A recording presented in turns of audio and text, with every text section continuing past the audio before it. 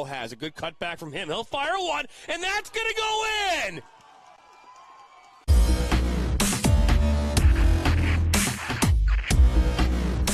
Are you looking to play at the next level? MSN is now offering player recruitment videos. We are excited to partner with you and your family in getting you to the next level. To learn more about our packages and what we offer, head over to the MichiganSoccerNetwork.com. Remember, your journey starts with a click. My dad and my grandfather are officials. I've grown up around officials and seeing how much they enjoy being part of the games. As a student athlete, I've always appreciated the people out there who are willing to give back to the kids. The Legacy program lets me officiate while I'm still in high school, working younger kids' games. Officiating gives me a better understanding of the game. I get to make some pretty good money for a high school kid, and I even get to spend some quality time with my dad. There's help wanted. Just whistle. Sacker down by the end line. Pushes across. Lose your eye! And just like that, 1-1. Now Elders may look to take a shot. He does, and he buries it! Steps up, and just like that, Reed Dennis comes up big. Lose your eye, 1-on-1. Lose your eye. Oh, he'll be taken down inside the box. Knocks back in. Nationals got it. Bicycle kick. Forward goal! Now Sacker. Sacker into the 18. Sacker shot. That goes off the goalkeeper's glove into the net. 2-1 here in the 32nd. This one played in. That's a good ball. And that one goes in. And just like that, the Nationals now have a 1-0 lead. Walensky puts his far post. One-touch opportunity. And what a great goal that was. Joaquin Beatty of Ohio League. Look at that shot from Sevi Roy. My goodness, Sevi Roy with a left-footed banger.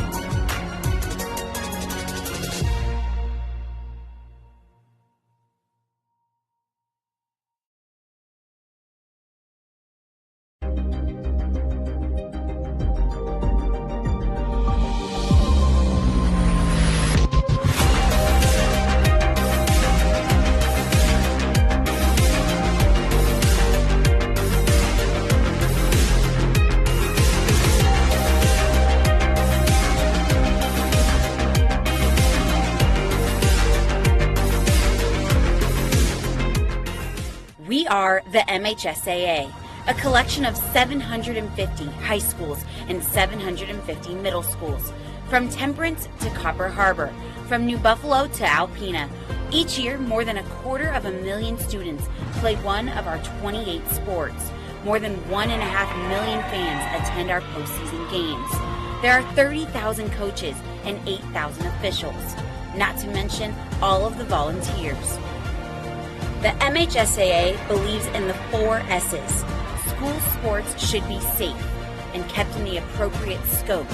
We believe nothing beats great sportsmanship, and that scholarship in the classroom is more important than excellence on the field or court. Most of all, we believe school sports should be fun. So come out and join us at a game. Support your school, support your community, and come see what the excitement is all about.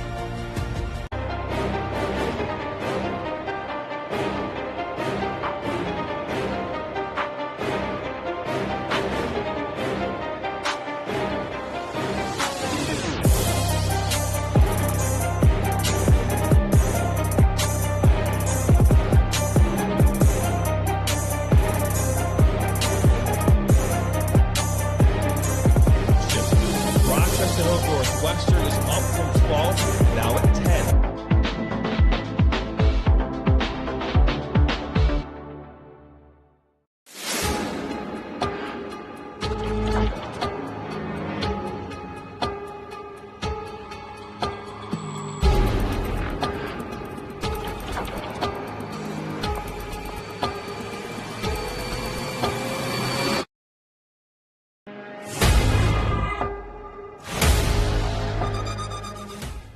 Voice of Michigan Student Athletes, the Student Advisory Council's role is to convey the message of how high school sports are supposed to be played. We were responsible for helping the MHSAA maintain a positive and healthy atmosphere in which interscholastic students can thrive. We believe athletes should be competitive, sportsmanlike, and excel academically. We believe students in the stand should have fun, but not take the focus away from the game. We believe coaches should act as teachers, helping student athletes develop while still keeping high school sports in perspective. We believe that parents should always be positive role models and be supportive of their child's decisions. We believe officials commit their own time to high school sports. And respect should always be shown and given to them. The most important goal for student athletes is to enjoy high school sports while maintaining a high level of respect for all those involved in the games. Enjoy the game.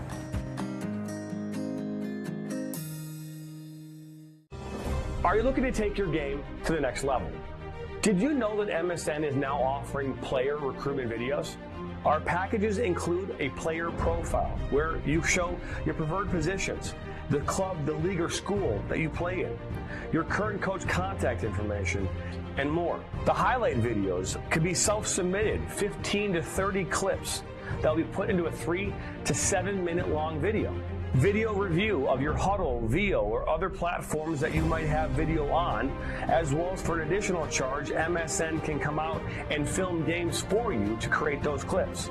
Our coach evaluation process, which is also an additional charge, where we have college coaches from various levels across the United States that will review your game film and provide feedback on how to improve that film, as well as also evaluating your play and what you can improve on. To learn more about our packages and what we offer, head over to the MichiganSoccerNetwork.com. Remember, your journey. Testing 1 2 3. Test 1 2. Testing 1 2 3.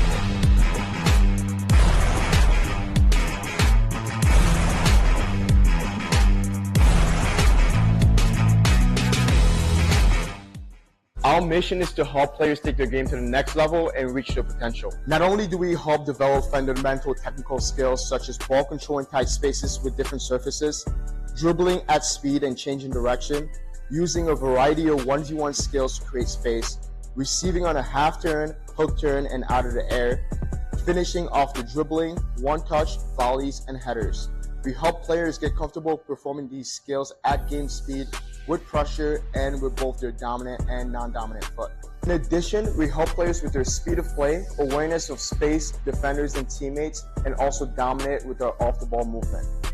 We offer a variety of services such as one-on-ones, small groups, large groups, as well as team sessions. We have an experienced coaching staff that is professional, friendly, patient, while still holding players to high standards and holding them accountable. No matter what level you're at as a player, I'm confident we can help you get better. Over the past 3 years, we've built one of the best soccer-specific training facilities in the country and developed one of the most detail-oriented programs to help out players. Visit our website.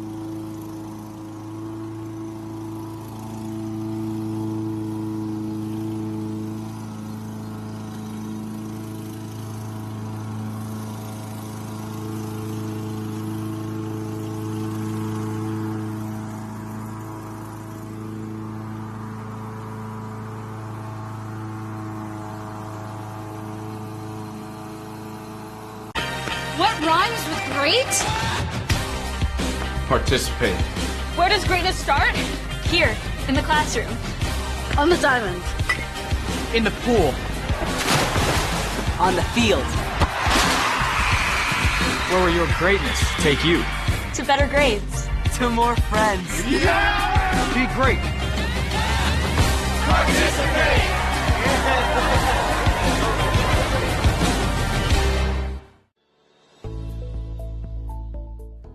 Granite City Food and Brewery has 2 Michigan locations in Troy and Northville. Serves made-from-scratch food, brews in-house beer, and even has brunch every Sunday from 9 a.m. to 2 p.m. To learn more about their daily specials or to book a private party, visit gcfb.com. Make sure you head over to Granite City in Northville at the corner of 7 Mile and Haggerty, or the Troy location at 16 Mile and I-75. I'm a husband. I'm a father. I'm a sister. I'm a son. I'm a brother. I'm a daughter. I'm a sister. I'm a referee. I'm a referee. I am a referee. I'm a referee.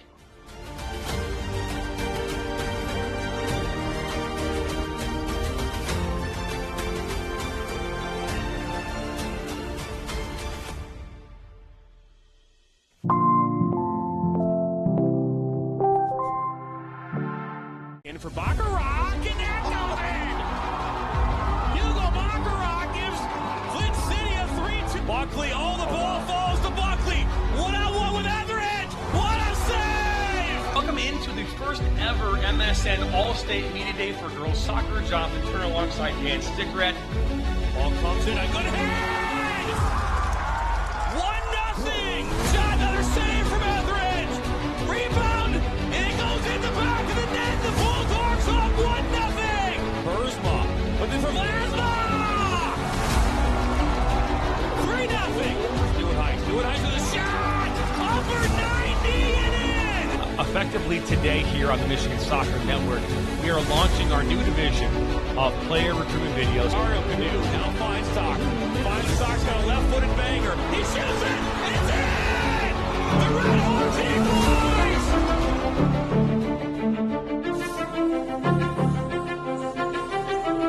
Hello, everybody, and welcome into Atwood Stadium. It is Saturday night. It is the last game of the season for the Flint City Bucks in this Vehicle City Soccer Classic as they welcome in Inter Detroit live on the Michigan Soccer Network. We're live tonight on YouTube, Twitter, Facebook, and our all-new Roku platform. We're excited to have you along for the ride. My name's Jonathan Turner.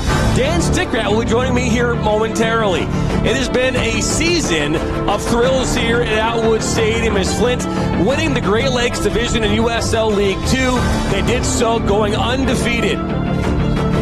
Almost undefeated throughout their campaign. They lost Union FC Macomb in their second-to-last game of the season.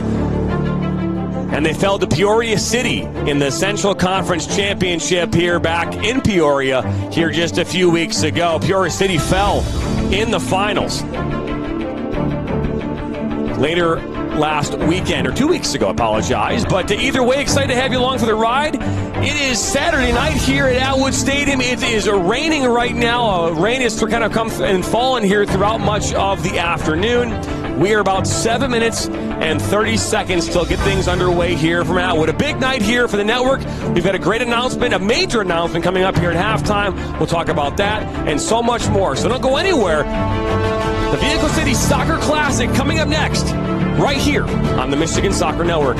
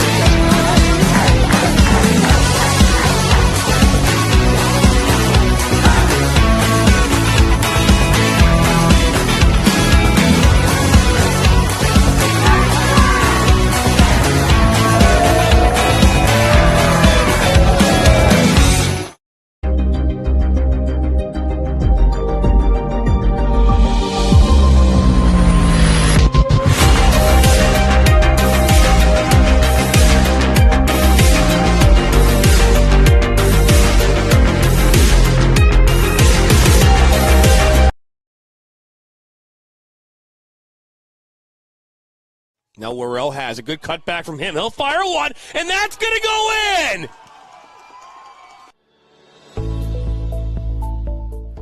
Granite City Food and Brewery has 2 Michigan locations in Troy and Northville. Serves made-from-scratch food, brews in-house beer, and even has brunch every Sunday from 9 a.m. to 2 p.m. To learn more about their daily specials or to book a private party, visit gcfb.com.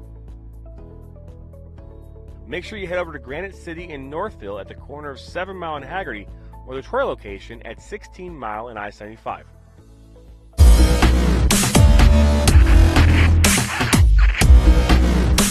Are you looking to play at the next level? MSN is now offering player recruitment videos. We are excited to partner with you and your family in getting you to the next level. To learn more about our packages and what we offer, head over to the MichiganSoccerNetwork.com. Remember, your journey starts with a click. What rhymes with great? Participate. Where does greatness start? Here, in the classroom. On the diamond. In the pool. On the field. Where will your greatness take you? To better grades. To more friends. Yeah! Be great. Participate!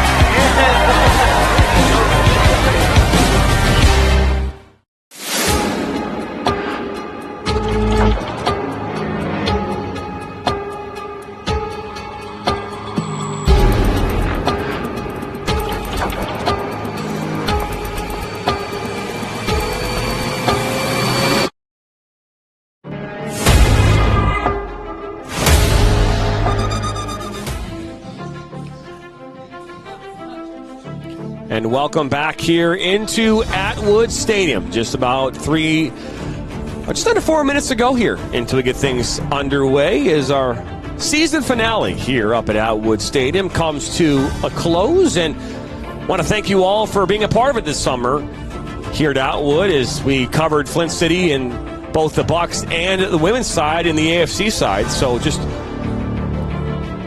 over 18 total matches up here this season, and we're glad that we were able to bring that to you live on YouTube as well as Sports Engine Play. Tonight we're on 4 different platforms. We're on Twitter, YouTube, Facebook, and our new platform, Roku. We'll talk about that throughout the evening here tonight. Let's take a look here at the current weather. It's 69 degrees right now here in Flint. It's been raining on and off here all day long, and expected to rain here a little bit more here throughout the rest of the evening as well. A great game in store here tonight, possibly, as we've got the Midwest Premier League Inter Detroit, who finished 6th in their table this season.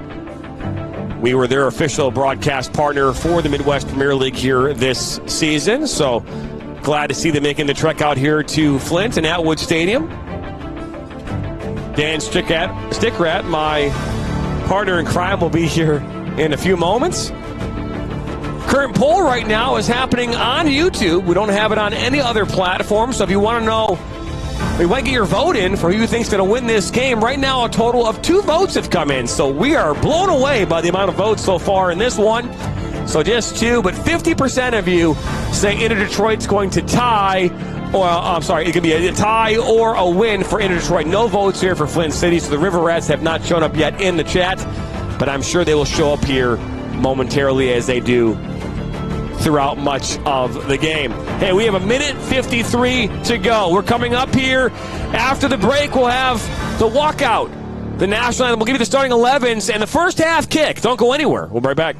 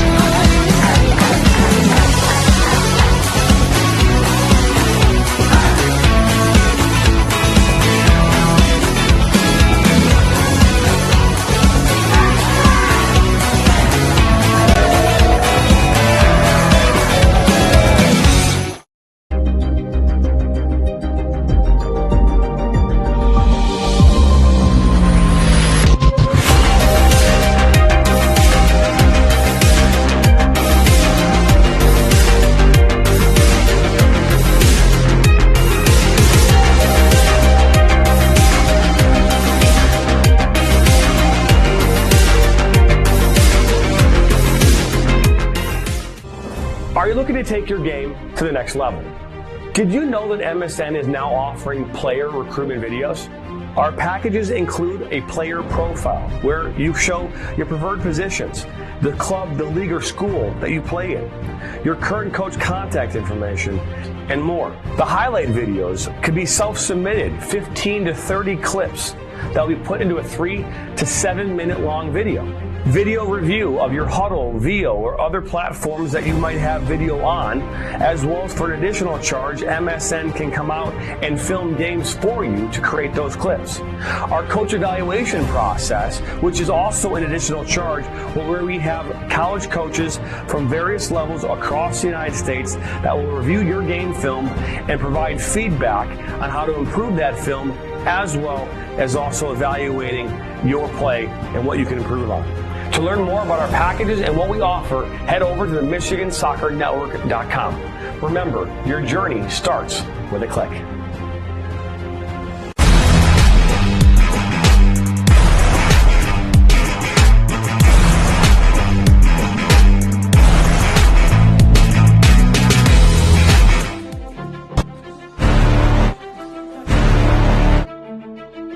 We're into Atwood Stadium as we're just moments away here from getting things underway.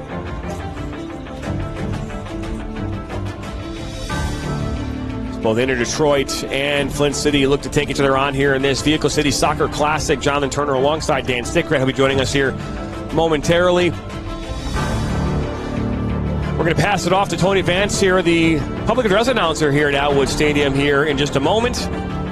We'll get the announcements as well as the national anthem and get ready for the first half kick.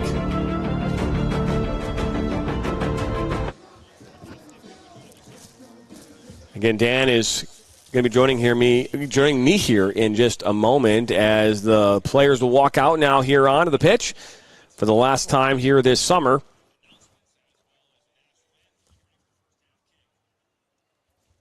And I'll pass it off now to the public address announcer and Tony Vance.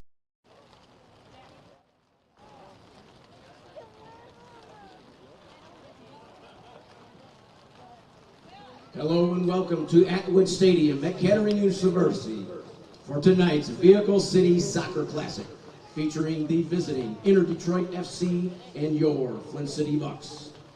Let's meet today's starting lineup. First for Inter Detroit, number 2, Peyton Trask. Number 4, Leo Castro. Number 6, Edwin Gomez. Number 8, Marco Gomez. Number 12, Matt Versteeg. Number 14, Cesar Zamudio. Number 15, Miguel Arriaga. Number 19, Andrew Smutek. Number 22, Irvin Castro. Number 26, Etienne Viad Marat. And starting in goal, number 1, Zach Shook. Inter Detroit is coached by Luis Jimenez. And now, the starting lineup for your Flint City Bucks. Number 2, Connor Ballantyne. Number 3, Dennis Pineda. Number 4, Alex Ofimu. Number 5, Micah Sonnenberg. Number 6, Spencer Knopf. Number 8, Robbie Bruce. Number 9, Yeldrick Dahlman. Number 10, Kevin Buka. Number 12, Derek Broche. Number 17, Carlos Valbuena. And starting in goal, number 1, Marky Matovsky. The Bucks are coached by Malai Walton. Your officials for tonight's match: head referee Mark Lorkowski, assistant referees Avi Weingarten and Andrew Kuzak. Ladies and gentlemen, at this time, will you please stand and remove your caps as we honor America and those defending our country with the singing of the national anthem, performed this evening by Latina Martin from the Flint Institute of Music. Oh, say, can you see by the dawn's early light what so proudly we hailed at the twilight's last gleaming, watch stripes and bright stars through the perilous fight. O'er the ramparts we watched were so gallantly streaming, and the rockets red glare, the bombs bursting in air, gave proof through the night that our flag was still there. Oh, say does that star-spangled banner yet wave o'er the land of the free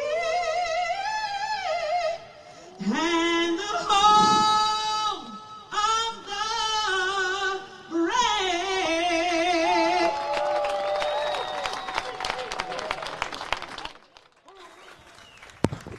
I just can't say enough how much we appreciate hearing the vocals of Latina Martin from the Flint Institute of Music. It is, every time I hear it, I can't hear it enough, and that is truly a remarkable voice. And we are moments away here from the start of this final matchup here, the 2024 campaign for the Flint City Bucks, as they welcome in Inter Detroit.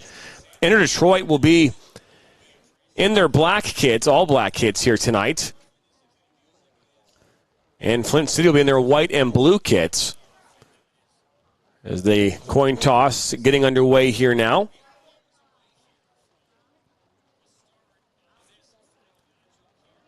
But if it's your first time stopping by, hit that subscribe button, like us, and share this with your friends and family. And we're happy to have you along here for the ride here for one final time here at Atwood Stadium in 2024. Again, Dan Sticker will be with me here momentarily. Until then, I'll be all by myself.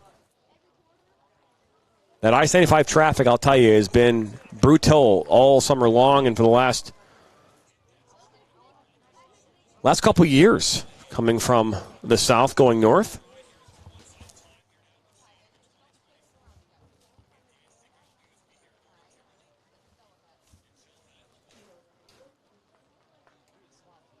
Moments away here from the start of this one as Flint will have the ball. The center referee tonight, Mark Lurkowski. We've seen him all throughout the USL League 2 season.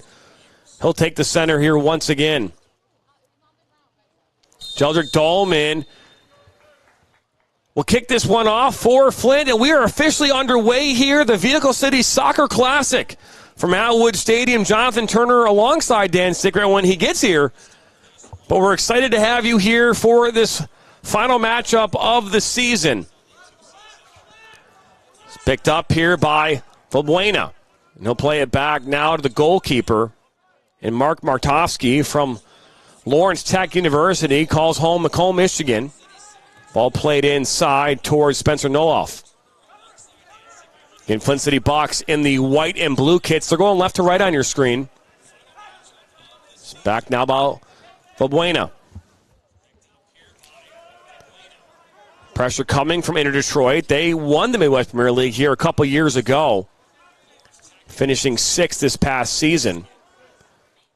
Now Noloff plays it back.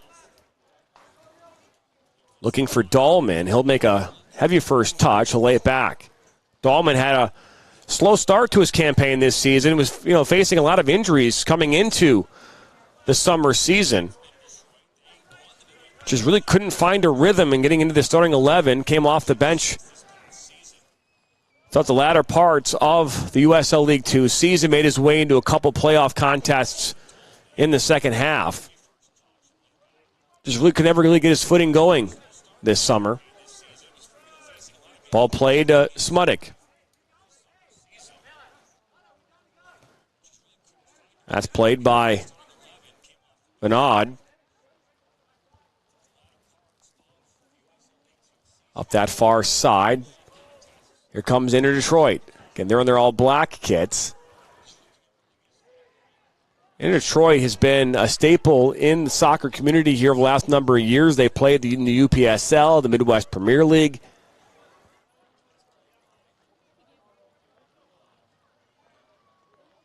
We mentioned we were their broadcast partner here this past summer. They played their games at Waterford Kettering and a couple at Waterford Mott.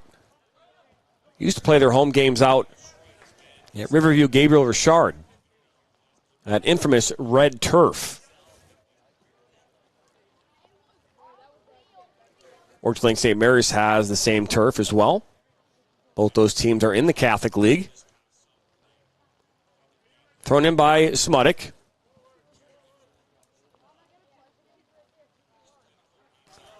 Settled down by Cullis Verbena from Redford, Michigan. Played for Liquid Football Club this past season in the Midwest Premier League. Now all the way back to Markovsky, who played this past season for a number of teams, including, I believe, the Michigan Stars.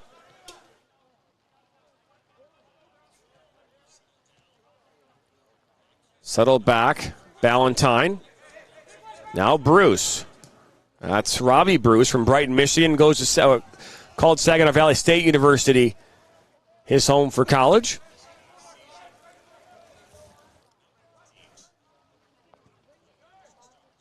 Well, that's a great searching ball right up the middle and cut back. That's Samundo, and that will be fired. That goes wide. They're going to say deflected off Martovsky and out for the first corner of the night.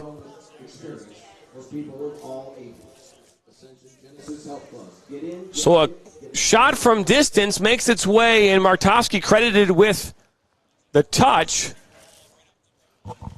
And we'll have our first corner here of the night. That's going to be taken by Ian Castro. Check that. Castro will step away.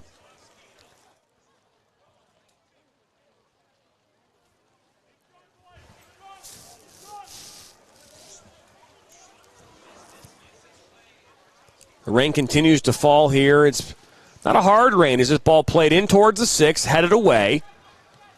Now cleared up towards Dennis Pineda. Smuddick, he'll play it back. That's Peyton Trask. He'll go back now to the goalkeeper and Zach Shook.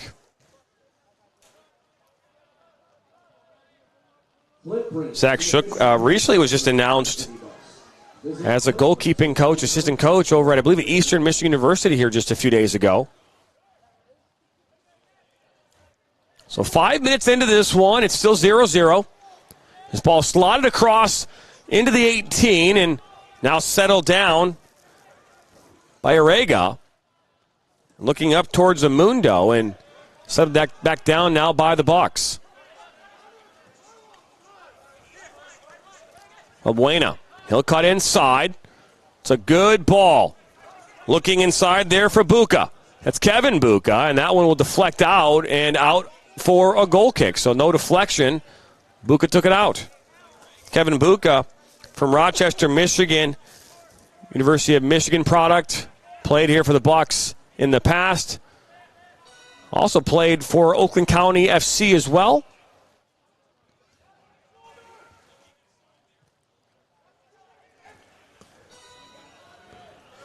I'll be joined here in just a moment by Dan Stickrad, who was not late. He was not late. I make that clear. Dan was stuck in traffic on his way up I-75. I think he said a grizzly bear came out of nowhere. Let's just say it's been one debacle after the other last 24 hours, but I'm here safe and sound and ready to join an evening of soccer here, even though it's raining. The more important question, Dan, is the 4,000 pounds of metal out in the parking lot. Is that safe and sound? This ball is switched over here to the near side. It's great to get back on the microphone. Last time we called the game down was back in Cleveland here just a few weeks ago. UPSL quarterfinal matchup between Rochester, New York, and the Renegades. That game ending with Rochester, New York coming away with a 3-1 victory. They went on to win the third place game in the UPSL National Finals here last weekend. And this one be played back, and that's a mistake there by Valbuena, and out for a corner kick. Second corner of the night here for Inter Detroit. What's up with the scoreboard?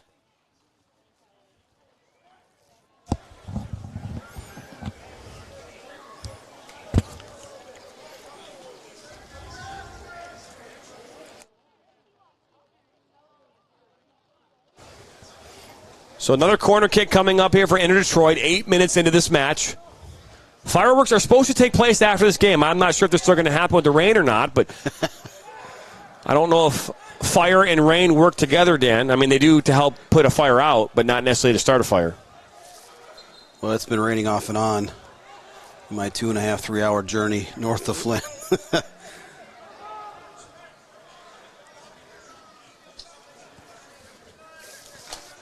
To be fair, I did bring the entire family tonight for the fireworks festivities, so if they do not happen, I'm pretty sure the car ride home will be kind of bummed out.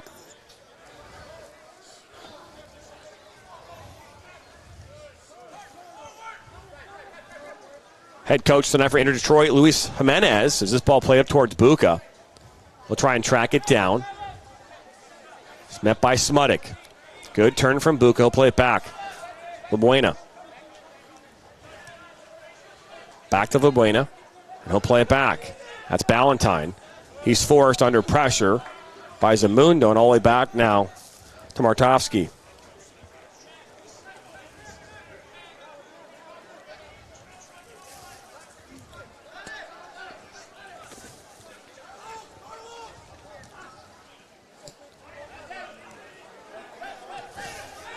So ball played up top. One back here by Brochet. Brochet into the 18, and that's cleared away.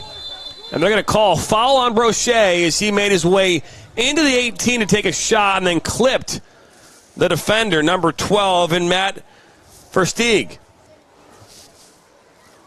First comment of the night, Matthew Capalla. Pretty clear, Buca prefers Flint to Oakland County. There's our first comment of the night. Appreciate you stopping by. Hey, we got some great and big news coming up here at halftime, so don't go anywhere during the halftime break. We are going to talk about some really exciting things. We've alluded to those exciting things throughout the last couple of months, but we are finally going to announce everything that's happening here with the Michigan Soccer Network, our next chapter, as we call it. So don't go anywhere during our halftime break. Dan and I will talk about that, what is to come in our future, a lot of really, really exciting things, and a lot of work ahead, Dan. It's going to be a fun journey. We'll just put it that way.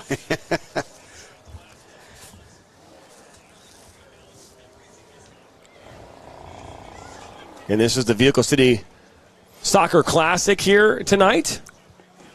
From Atwood Stadium before this game was Grand Blanc and Okemos in a high school matchup. Okemos, the 2022 Division I state champions. Sorry, 2021 Division I state champions. 2022 was Rochester Adams. 2023 was Troy Athens.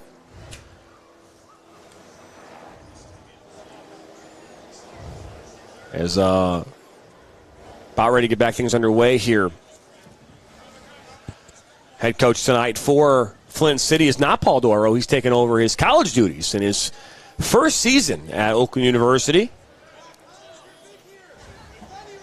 Tonight we have Mally Walton, who's the head coach here tonight for Flint City. Mally's one of the greatest players ever to come out of the community of Flint.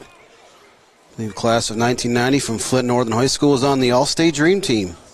See, Dan knows everything. About 34, 35 years ago. So Mally Walton was a All-American when Oakland University was an NCAA Division II team. And he's back on the sidelines today. So another comment coming here on YouTube is someone saying, is this the same ref from the Fort Wayne debacle? Oof, LOL. Now, that game went into penalties. I mean, I don't know if I called it a debacle, but there were definitely, some. That was a very interesting game, Dan. That was the USL League 2 Central Conference tournament here. Ball about a month ago. That it was. Again, we're live right now on YouTube, Facebook, Twitter, and Roku. We'll tell you where on Roku you can watch that here at halftime. Education in the science, technology, education, mathematics, and business fields. Visit kettering.edu to start your next chapter today. Actually, the Fort Wayne game did not go to penalties. I apologize. Fort Wayne, that was Flint City and Fort Wayne. Correct, Dan? They played each other. That was a 1-0 game. That was a 1-0 game. And then in the second game, that's when that game went into overtime. There were red cards galore, right? Is that the same? Because I don't believe he was here he did not do the second game for Flint. There was another referee for that. I think Mark actually did the first game of that doubleheader on that Friday afternoon. I could be mixing up my games. It's been a long summer of games, Dan. A long year. I mean, have you ever figured out how many games we've done at all levels of the soccer pyramid since January 1st? Or? Yeah, right now we're just we just today eclipsed 200, and we're on track to do 175 this fall. So this ball slided through, almost makes its way to Ian Castro.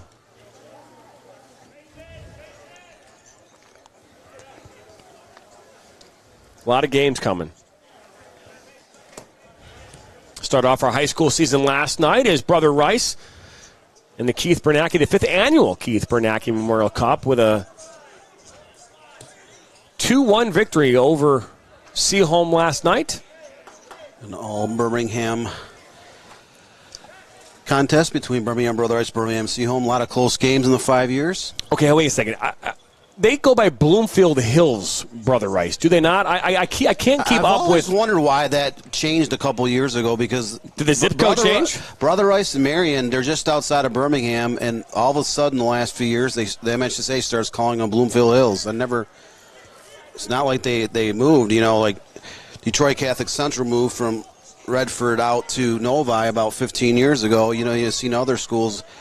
Grand Rapids South Christian build a nice new facility just down close to the Byron Center, just south of the city limits of Grand Rapids. But Brother Rice and Marion did not move locations.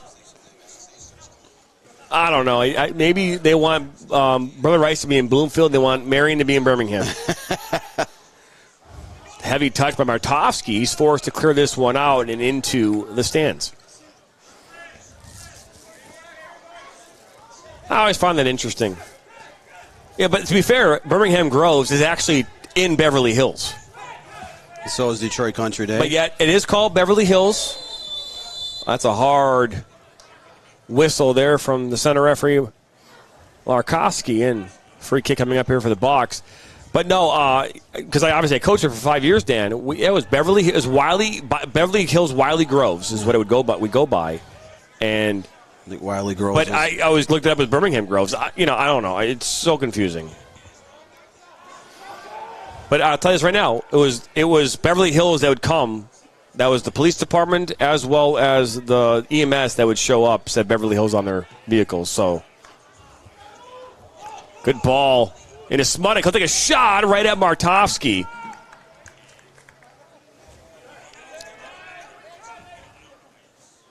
USL2 commentator coming in and saying you're wrong at Matthew Capalla in regards to the Kevin Buca commenter here earlier. Picked up here by Edwin Gomez Ruiz.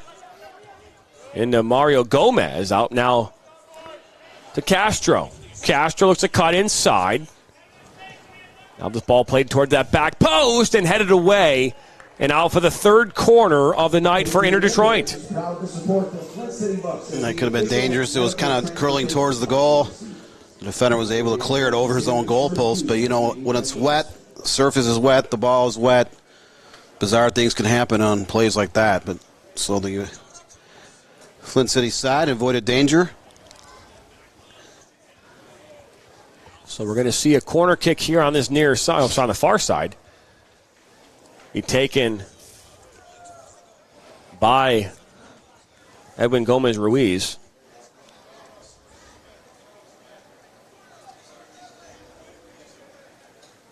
So the ball comes in towards top of the 6. Ofamu went over his head a little bit, now played back in by Ruiz. And a shot deflects in towards Castro and put back right in towards the 18. And there's a hard collision.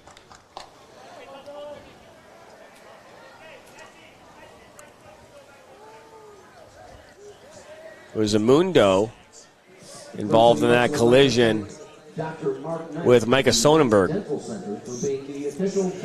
Coming up here tomorrow night here on the Michigan Soccer Network, it's the high school ranking show.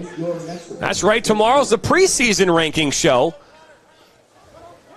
The official release partner of the Michigan High School Soccer Coaches Association be hosted tomorrow night by Dan Sickret and our new host of the ranking show, and Giovanni Moscheri. That will kick off tomorrow night, 8 p.m. Eastern, right here on the Michigan Soccer Network. Coach Association has supplied us with 20 different schools in each of the 4 divisions that compete in the MHSAA tournament as teams to watch. We'll see how that plays out over the next couple of months. There's always a team, right, in the early season that kind of fades away, and there's always a sleeper pick that kind of comes out of nowhere in each division that has really good seasons. Last year in Division II, we saw Sturgis. Their only loss was in the district final all year. In Division III, we saw Chesaning. They only had 2 losses. One was in the district final. Schools that weren't traditional powerhouses had great seasons. Will they be able to continue it? Will the 4 defending champs be able to repeat? Or will there be new crowns? Champion in the first weekend of November. This ball played over the top. Not a bad ball at all. Martovsky comes out with the head. Falls as Amundo. Now Sonnenberg. The Bucks get it back, and they'll make their way up now. That's Robbie Bruce. Ball on his left foot. Plays it out wide on that far side.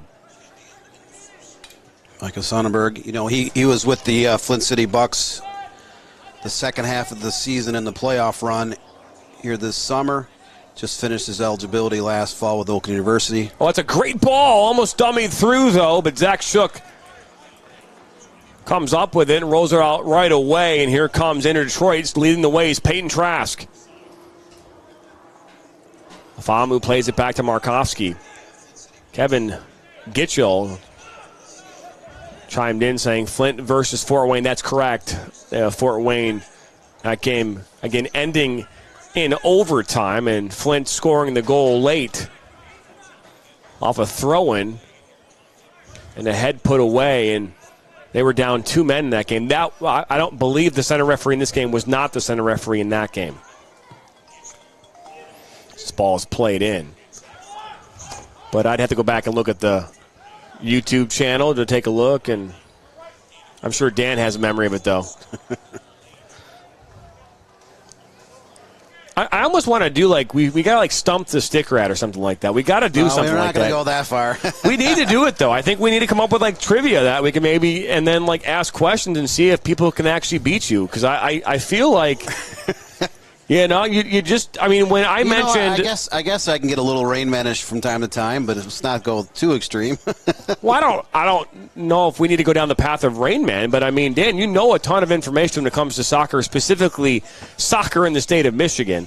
I mean, if I started asking questions about the U.S. men's national team, you might not know that. So, I mean, to the extent that you know what's going on here in Michigan. So I think that we should definitely come up with like a stump the stick rat. I think it'd be good.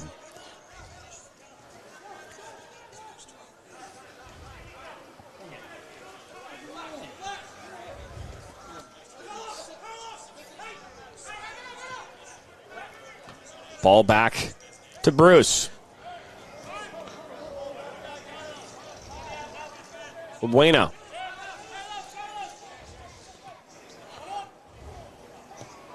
Switch to the far side by Spencer Noloff.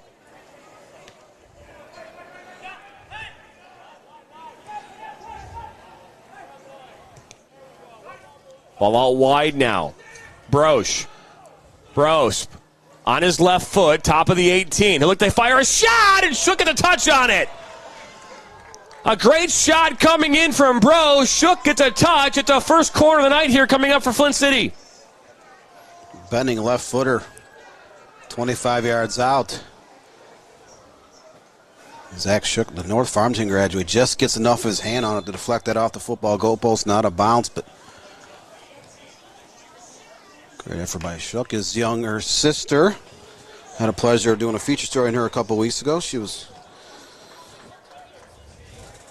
goalkeeper of the year in the Women's Super League over the summer, and She was a first-team All-America at the NEIA level last year, so set to begin her junior year.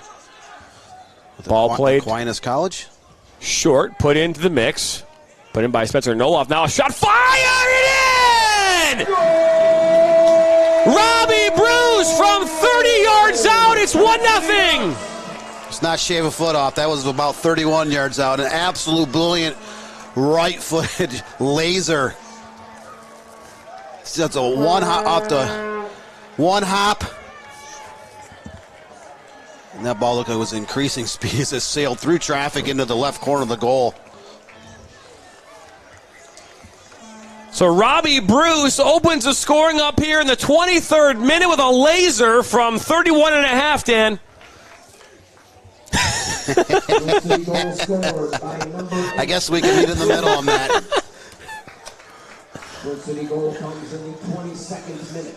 Regardless, the Saginaw Valley State University grad Robbie Bruce from Brighton, Michigan, an absolute rocket of a shot to put the Flint City Bucks up 1-0 here in the 23rd minute. So, by the way, I know that a question came up about who played today in the Vehicle City. I know that Grand Blanc and Okemos, Grand Blanc came away with a 3-1 victory in that game here earlier. I'm looking to see who else played in that. I believe Flint Powers played in that. They won 4-3 over Elk Rapids in that game. I'm not sure if, Dan, there's any other teams that played in that other than those four teams. But I'm looking right now on the MHSAA website, and I don't believe anybody else did. So, yeah, so Flint Powers beating Elk Rapids 4-3. In the Paul Bartershock Invitational, Royal Oak beat Farmington 1-0. Rochester Adams beat Utica here earlier 5-0. Richland Gull Lake fell to Grand Rapids Christian 3-0. That's a big win there, Dan. Yeah, Grand Rapids Christian, your defending Division II state champions here in the state of Michigan. Did lose some firepower, but have a very good team still. I believe 17 of the 25 players from last year's state championship run are back in uniform. And Richland Gull Lake, a little bit of a rebuilding year for the Blue Devils. They graduated 14 players off of last year's team that actually won it 2 years ago in 2022. But the last decade or so, you know, you look at those two programs and they have been models of consistency on the high school circuit. So ball played up here towards Noloff. Headed back by Smuddick, one back by Buka, and this one might make its way out. No, it stays on and cleared up, but the flag will definitely go up as Zamunda was in an offside position. Offside. Or should I say Marys fell here 5-3 against West Bloomfield here earlier today. Grosse Pointe South winning 4-0 over North Farmington. Buchanan getting a win here in shootout fashion over Niles Brandywine.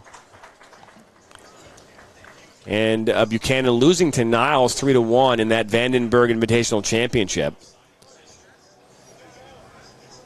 Ludington beating Mount Pleasant 1-0 in the Alma Panther Soccer Invitational.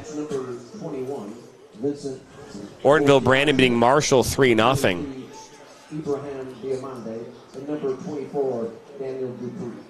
Rochester, Stony Creek, and Lapeer are playing. They played at 10-20 this one. That has not been announced, but Lapeer beat Goodrich 4-0. Stony Creek is going out with their head coach, Brian Middlestat, who is currently out of town for his daughter's wedding this evening. So. Is it this evening or was it last night? Because I saw a whole bunch of pictures of her in a dress from last. Maybe it was last night. I know the rehearsal dinner was on Thursday night, but she's talking about Jenna Taylor. Yeah, Jenna Taylor, former Oakland player herself. Now I believe a Liverpool coach also helps with Stony Creek on the girls' side during the girls. I she helps during the fall, but she's kind of a statistician for the program overall, even though she's not at every game, but she helps out. Standout player at New Baltimore Anchor Bay High School about 10 years ago, and like I said, spent her collegiate days with Golden Grizzlies of Oakland University. So we're going to see a couple of substitutions. This is not like USL League 2. They're gonna take their time with substitutions here tonight. So, and we do have some players names and numbers from Flint. We don't have every player number from Inter Detroit, but that's not uncommon in these friendlies.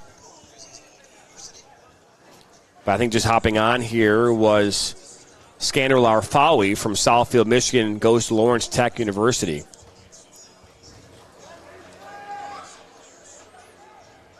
One back now, back to Shook, and he'll play this one up and out. Now ball makes its way to Larfawi. Larfawi had a great season for the Michigan Stars. This ball inside towards Diamandi. That's Ibrahim Diamandi from the Ivory Coast. You see Vincent Voltaggio with the orange boots on that far side of the pitch. Fans, be sure to visit the A lot of former college players on the pits tonight, guys that have finished up their eligibility here in the last couple of years. So question coming in, why is it quiet here? Well, I'll be the first one to tell you, it rained here in Michigan. And quite a bit. You know, unless you're a really committed soccer fan, you're going to stay home and watch it on YouTube. I mean, so that's probably, the weather is definitely a factor. And that's something that when I was talking with Costa Papista here earlier today and yesterday, we talked about, the attendance, and he said, hey, if the weather holds off, we'll have a really good crowd tonight. And to be fair, our weather this summer has been really nice. It's been one of the better summers as far as weather. And if it's rained, it hasn't been like complete rainouts. You've had these moments, almost kind of very similar to Florida, where it will rain for like a half hour and then it's we've had sunny again. We've had a lot of rain since the beginning of March, but a lot of days it hasn't poured for 12 straight hours, and it's kept humidity down quite a bit, relatively speaking to recent years. The dog days of summer of July and August and early September hasn't really been the case here in 2024. Voltaggio plays this ball inside towards Diamandi, and that is headed away. And I thought maybe it's Ali Ahmad, but I'm not sure. With their all-natural meats and veggies sliced in-house daily, and fresh bread baked right where you can see it. Jimmy John's has major sandwiches with love. The question is, are the River Rats scared of rain? I don't think the River Rats are scared of anything. I mean, I have yet to see a supporter group that's really scared of anybody or anything for that matter, but I couldn't do half the things supporters do on Twitter, Dan. I mean, or in the crowd stands. I mean, the Northern Guard, man, you ever go to a game, they can be you're going to hear things you've never heard before. They can be a little rambunctious, I think. The supporters groups of today are not what they were of yesteryear, Dan. This ball is played up. Maybe they are. I don't know. To be fair, I didn't go to a ton of soccer games growing up because we weren't really known for having rambunctious supporter groups, in the United States. It's all kind of come about in the last 15, 20 years.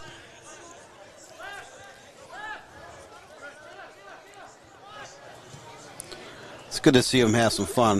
Occasionally they do cross the line, but for the most part. Occasionally cross the line. I love you, Dan. The politically correct answer I've ever heard. Okay, yeah. So the line is crossed. And they have a sign that says "Be respectful." I think that makes it all good. A rainbow is off in the distance, right behind the scoreboard here at Atwood Stadium. Sun is peeking through as this ball is knocked away by Vaude.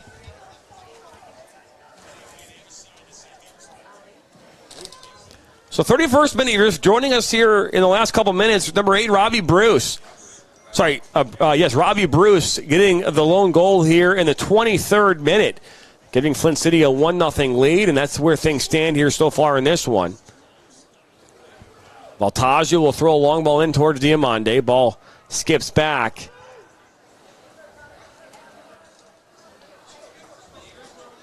Kevin Tapcham has stepped in as well. Kevin Tapcham, the girls' varsity coach over at Waterford Mod, as the ball skips through all the way here to this far side towards Ian Castro, and he was in an offside position.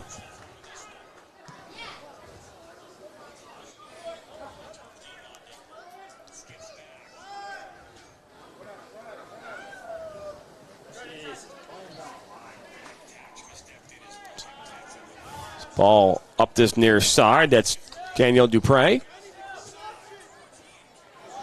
All put in, and that's headed away, and right back out for a throw-in. Kevin Tapcham, also the assistant or JV coach over at Clarkston High School for the boys season. Been a staple in the soccer community for a long time here in the state of Michigan. Also the owner of Evolution Performance Training, one of our proud sponsors here on the Michigan Soccer Network. Evolution over there in Auburn Hills, Michigan. Ball makes its way up, and that's played back now to Shook, and he'll play out towards midfield. Ball hits off Zamundo, and now Castro. He'll cut inside, but one back by Flint.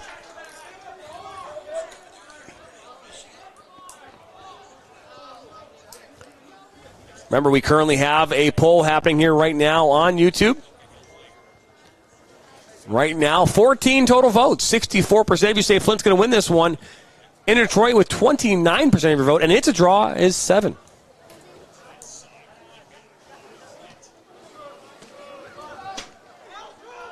Zamundo looking for Leo Castro, and now played back to Markovsky.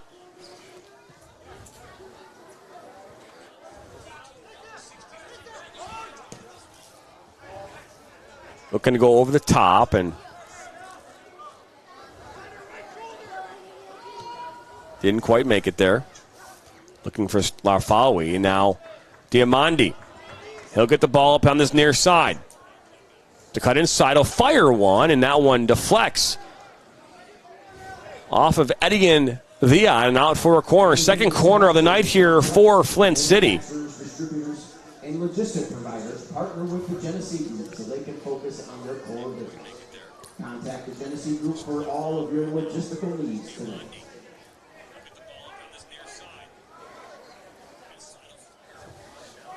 Ball played in off the corner and makes its way to Castro as he plays it into Marco Gomez. Settled down by Zamundo.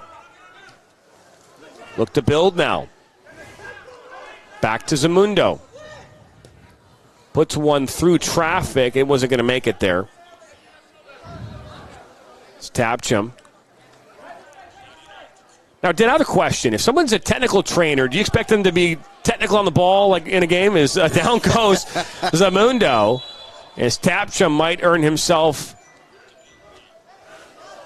a card. He'll slow to get up, but that was no pun intended in that moment. I'm just saying, if you, when you go on the pitch, do you kind of put yourself on like the radar a little bit to be looked at a little differently because you are in fact a trainer? Like, if Gary Parsons went out there right now, we'll be like, wow, Gary Parsons is like, he made a mistake. Do we talk about, do you talk about that? Is he under the microscope? That's a good question. And Gary is in the house with us tonight, the longtime Oakland University coach to my left. Gary's like, I'm lucky. I grew up in a time period where there are no cameras.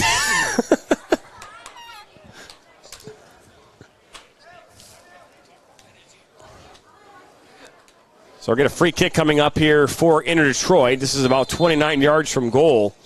Taken by Gomez Ruiz. Hits off the wall. This one might go out for a corner. It does. Looks like corner kick number 4 coming up for Inter Detroit. We're now in the 37th minute. Flint City up 1-0. 23rd minute goal by Robbie Bruce. Saginaw Valley State University grad. You have college men's soccer starting here in a couple days. Women's kicked off across the country this past Thursday.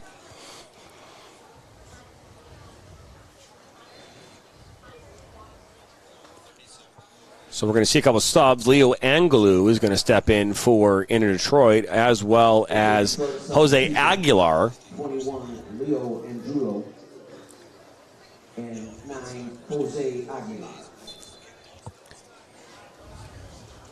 So the ball comes in towards that near post, and that's poked away. Settled down just outside the 18. One back by Voltaggio. He'll make his way up using his speed. Pushes the ball out wide here now to Larfawi. Plays inside. Heavy touch from Diamandi. Hamad now back.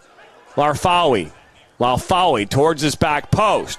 Makes its way to Dupree. Dupree puts it up in the air, and Shook is there to collect.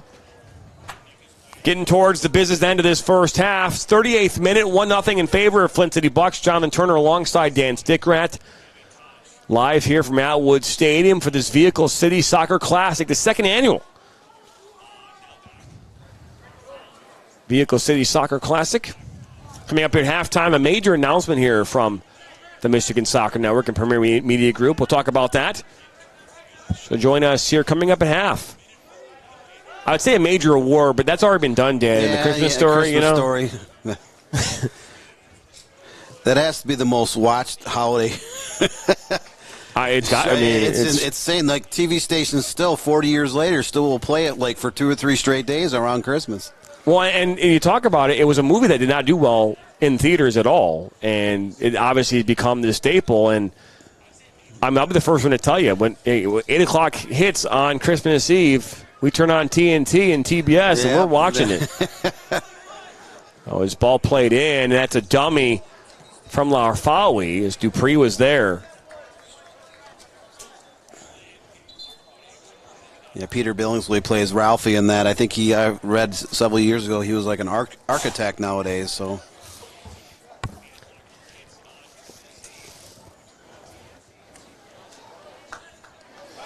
I know the individual who played the mom in that classic movie passed away last year. Ball kind of skips around inside the box, and now Diamande comes in, and down goes Leo Castro. Might see a yellow card, and we will. So it looks as though Diamande is going to be issued the first booking of the game.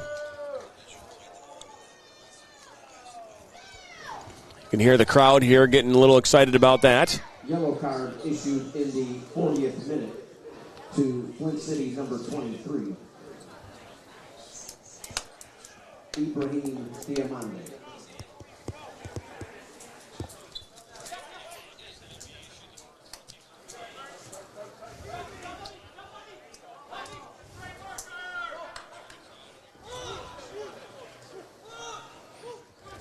That's Smuddick.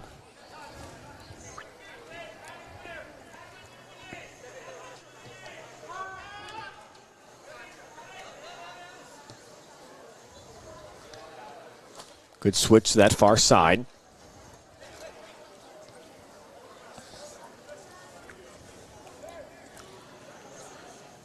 Now played back towards Afamu. Playing center back here tonight for Flint City.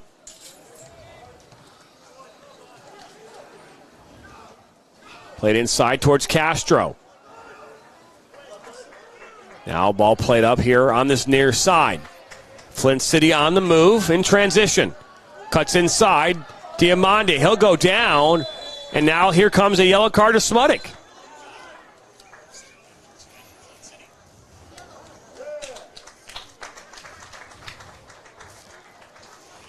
So yellow card almost at the exact same spot on the field, Dan. 41st minute. Yeah, it was within less than 5 yards. Diamande got the yellow from the Flint City Bucks here about 2 minutes ago. And now Mr. Yellow Card has been introduced to Inter Detroit. Can't imagine we're going to see a ton of stoppage time here, Dan.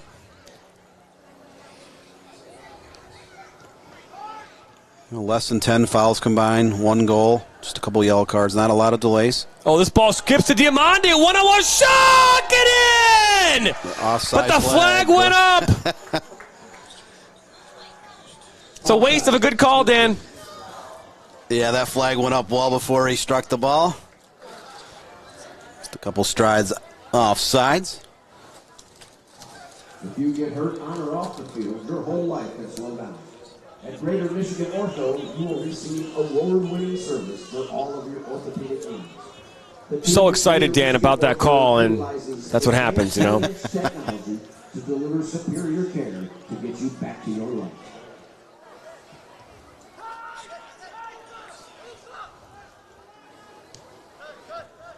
We'll say that well-struck half volley from Robbie Bruce back in the 23rd minute was a thing of beauty.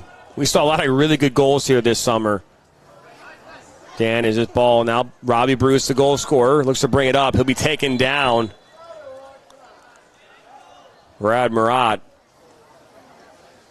playing center back here tonight for Inter Detroit. It has kind of turned out to be kind of a nice evening here, Dan, at Atwood Stadium here in Flint. Kind of calm and cool, but not as hot as the announcement we will be making here in the next 20 minutes.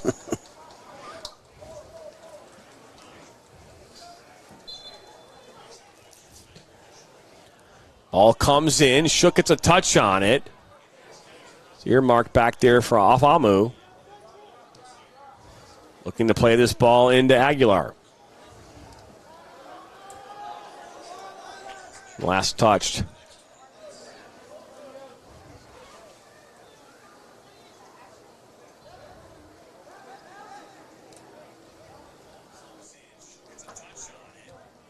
Milladilla 14. A lot of former OCFC talent on this Flint roster today. Good for soccer all around. It's a small shame that Flint doesn't have players that play locally and all they do is house as this ball is played in towards Martovsky.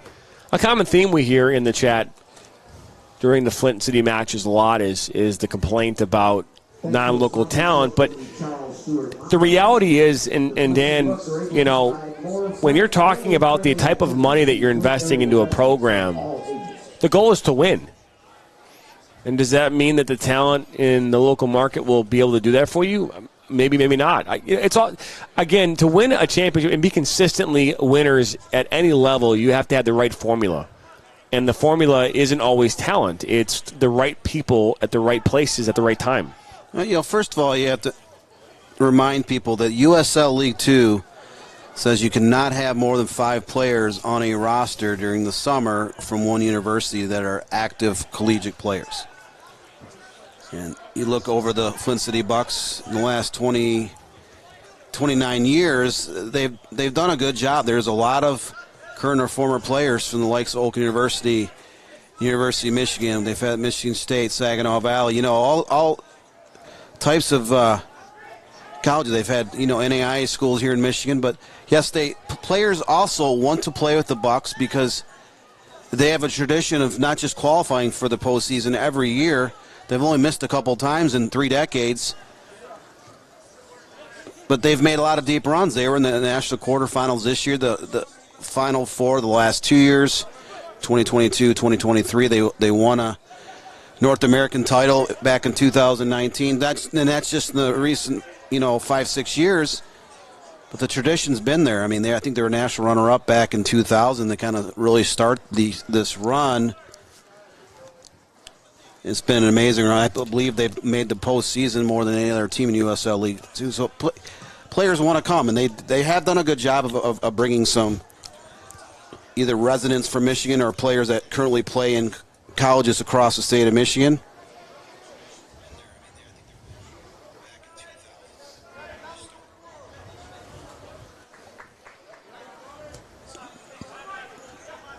Ball settled down by Bruce. Plays it inside towards top of the 18. The referee looks at his watch, and that will wrap up this first half as we are 1-0 here at the halftime break. And Dan, it was a good first half. Robbie Bruce scores the goal in the 23rd minute.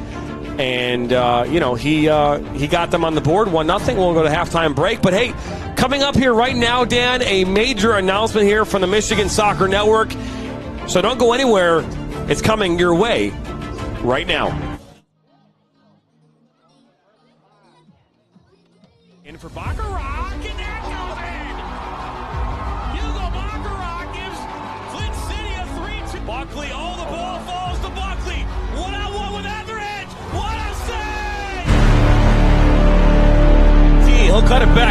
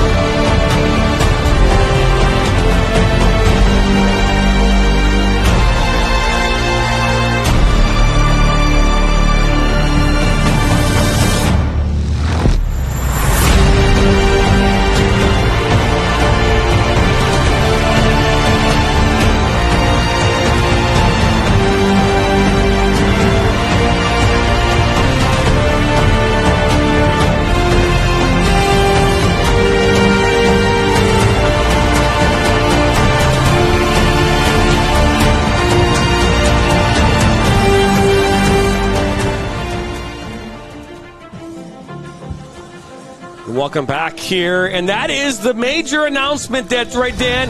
The National Soccer Network is born. That's right. The National Soccer Network is now available on all Roku platforms all across the world. I heard there's 92 million Roku TVs just in the United States alone. The National Soccer Network is also available on YouTube. And Dan, we have so much to talk about in regards to the National Soccer Network. Where do we even begin? Well, we'll start with this was a vision of you, Jonathan, and some of the partners of the Premier Media Group. This has been discussed here for quite a bit. And we will not be abandoning ship in terms of our in-depth coverage across the state of Michigan. That will continue to increase in the years moving forward, but we've also had quite a bit of demand for broadcasts and for written copy and other entities in multitude of states across the country. So what that will look like is we will be beginning to spread our wings throughout the Midwest and throughout various states from sea to shining sea. You'll see a lot of progress as this slowly builds over the next year or two. The Roku channel is up live. The logo is up, as we just saw. The trademark is complete. But the exciting times coming up here. I look forward to the next couple of years to see where we're headed, what we can become. So much work to be done. But it is here. It is coming. And it is very much demanded for soccer fans all over our beautiful country. Yeah, there's no question. We'll have the logos on your screen again right now. And Dan, you know, the thing about this specifically and this, we spent a lot of time. We spent almost 3 months on this logo. And, you know, it was one of those things when I was sitting down with our branding company about creating this specific logo, the one thing I thought about was specifically about, you know, the United States of America and trying to find a way to, you know, pay homage or pay whatever you want to call it, respects to the red, white, and blue, and having stars in there.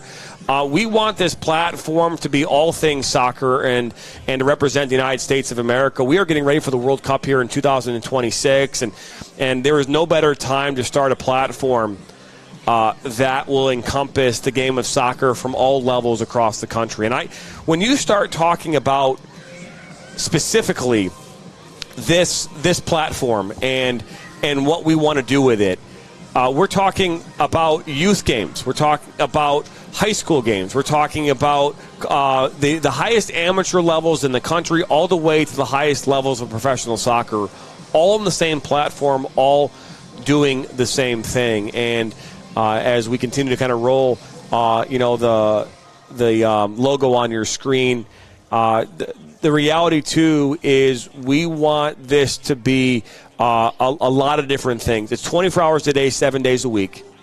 It'll be a platform where you can go on and watch live games 24 hours a day, 7 days a week. You can also watch a ton of other live shows, podcasts, all things soccer. We'll do ranking shows for across the United States and so much more. So it is going to be a really, really cool thing, and we're super excited about where it's going to go. We are in the process of finalizing our lease agreement with a 24,000 square foot facility in Auburn Hills, where we'll house all of our studios as well as a number of other things to make life easier for us. As a broadcast company, we've got a number of contracts that we're going to be announcing here in the coming weeks and months. But on September the 1st, all broadcasts for the Michigan Soccer Network will move over to the national platform, where National Soccer Network is housed on both YouTube and on Roku. And we will then start rolling our 24-hour-day, 7-day-a-week platform on January the 1st, where every single game on demand, marathons of old games and new games, it'll be available not only on Roku TV, but also Roku Radio, just so much more. And as we continue to grow, obviously, we've been putting stuff up on the website. We're looking for interns and freelance writers and broadcasters and camera operators. There's quite a bit of interest, not just here in Michigan, but in other states as well. we've had the pleasure of going to a multitude of states here in the last year and a half. 2 games. We were in downtown Cleveland here a couple of weeks ago. You've been out to the Chicago area multiple times. We've had people do games in Missouri. We were in Leesburg, Virginia a year ago for the UPSL National Final Four. So we've had a lot of interest from coaches and administrators, owners that have seen what we've done at a multitude of levels of the soccer pyramid. Because I say pyramid because there are just so many levels that are around today that weren't around, say, 10 or 20 years ago. And there's so many stories, Jonathan, just are not told. Games that aren't broadcast, stories that are not written. There's just so much out there about the beautiful game that we all cherish so much. So our vision is slowly becoming a reality. I really look forward to the next couple of years of continuing to expand here in the state of Michigan and expand into a multitude of states. And we will keep everyone posted each and every month as we move forward to some uncharted waters for the Premier Media Group. Uncharted waters is the right thing to say. And, and we appreciate the comments. Kevin Glitchell says, you guys, it's awesome, well-deserved. We appreciate it. I mean, the thing is, too, is that, the game of soccer, and when we started this endeavor back in 22, the idea was I wanted to create a one-stop shop or hub for all things soccer in the state of Michigan. And when I got with my partners, they wanted to be able to find a way to replicate this nationwide. The game of soccer is one of those things that is it's still the fastest growing sport in the country, and it's been that way for many, many years. But, the game is such a beautiful game, and it deserves all the attention in the world. There's a reason why it's the number one sport around the world, but it's not here. And I'm tired of that.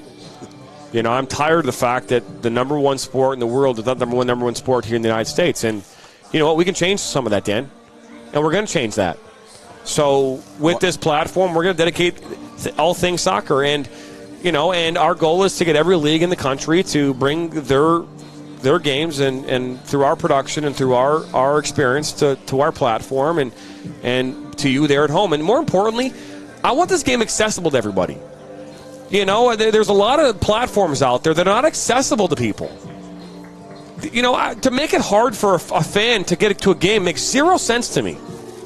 It makes zero sense. If you think about it, all the levels of soccer, let's talk about today's landscape. You have tens of thousands and thousands of high schools that have programs.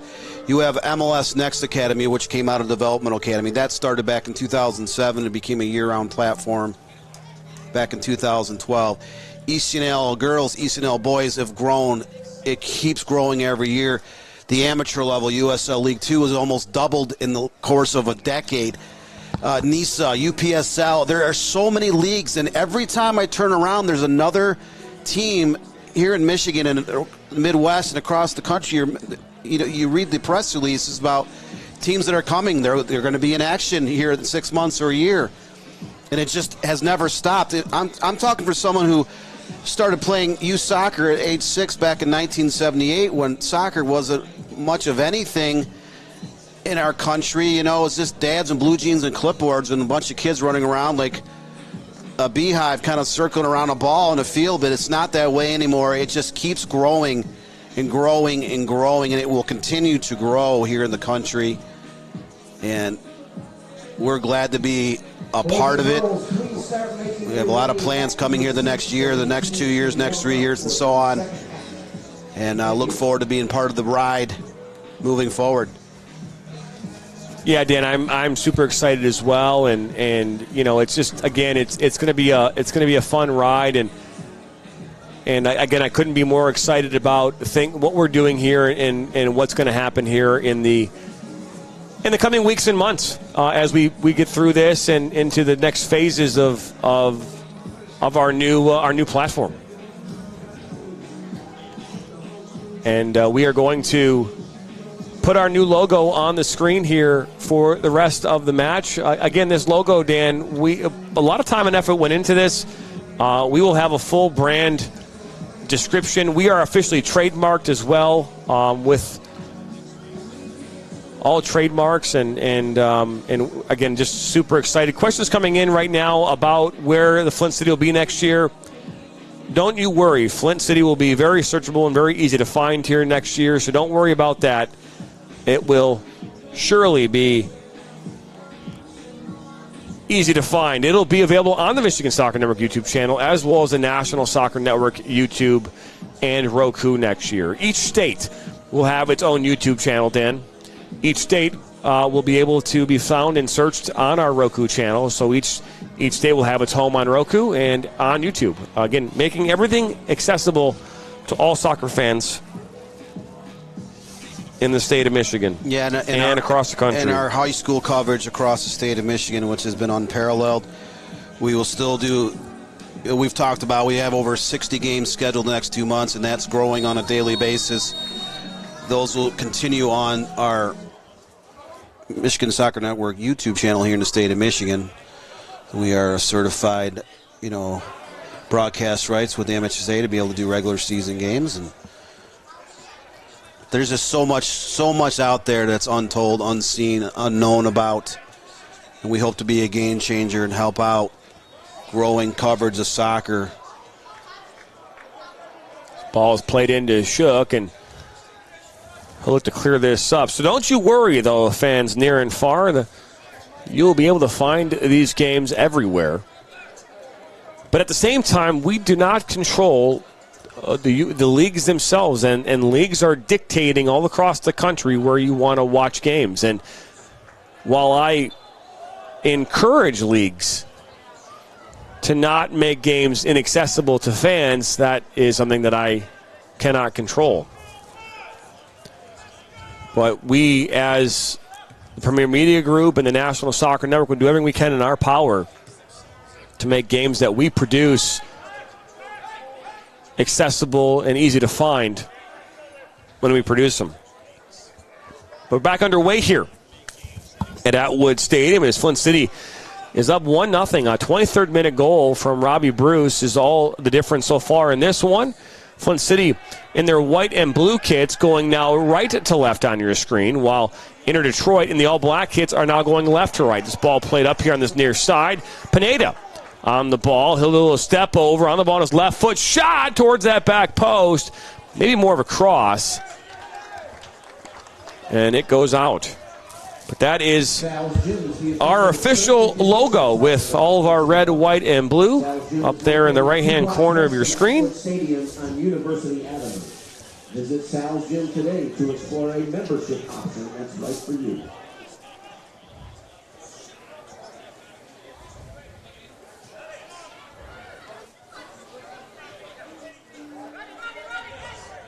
Ball played. A little back heel, looking to go back to Pineda.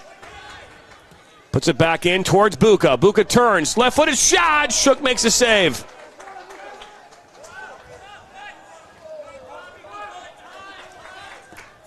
Bruce puts this one back in the mix towards Dahlman. Slide it back towards Valbuena.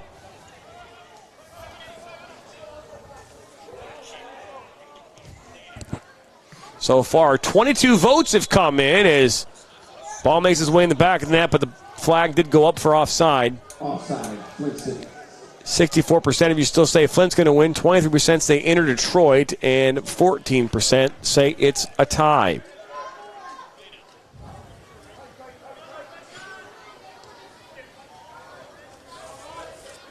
Don't worry, over the coming days and weeks and months, we will continue to update you on all things National Soccer Network.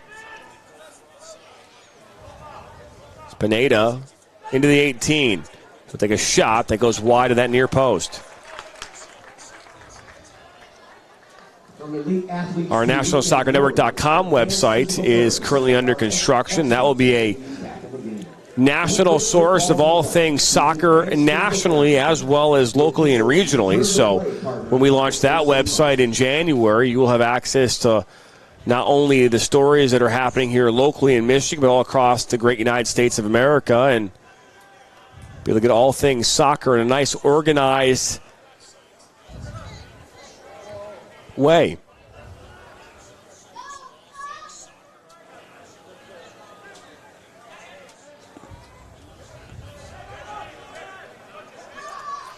be announcing this fall about the possibilities of some freelance writing positions here at the Premier Media Group and National Soccer Network, Michigan Soccer Network, everything that we're involved with.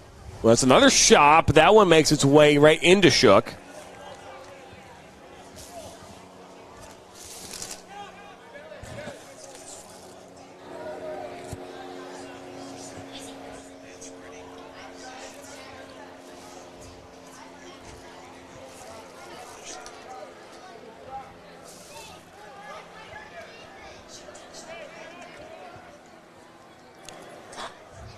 We'll announce our official social media handles for all things National Soccer Network as well here in the coming days, so stay tuned for more about that.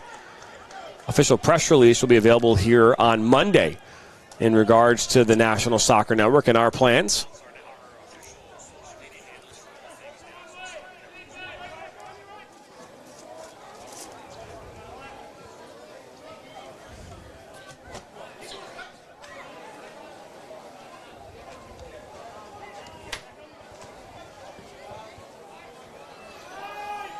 So 51st minute here, early in the second half. Still 1-0 in favor of the Flint City Bucks. We've spent so much time talking about our exciting news with our forecasted expansion here. We actually have a game going on. And it's kind of a cool Saturday evening here. It's picked up by Orega now for Castro. Castro on the outside. He'll play it back to Marco Gomez. Inside to Orega. He'll take a shot that goes wide of frame.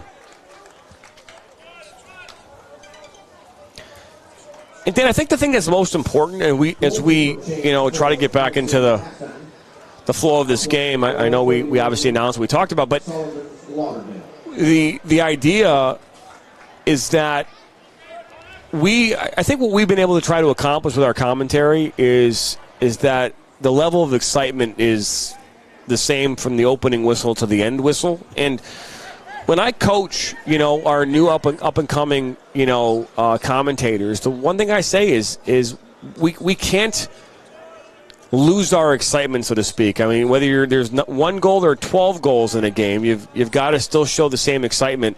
I'm not saying being over the top about it, but I mean, be consistent and try to deliver in a professional broadcast while keeping those amateur roots. Because I think that the fan at home, if you turn on TV on a Saturday night, chances are there's an Apple TV or MLS or a professional game, and the broadcasters as a whole are very professional and very good in their own right, but I know that the fan at home is demanding more out of their commentators. And we are up for that challenge.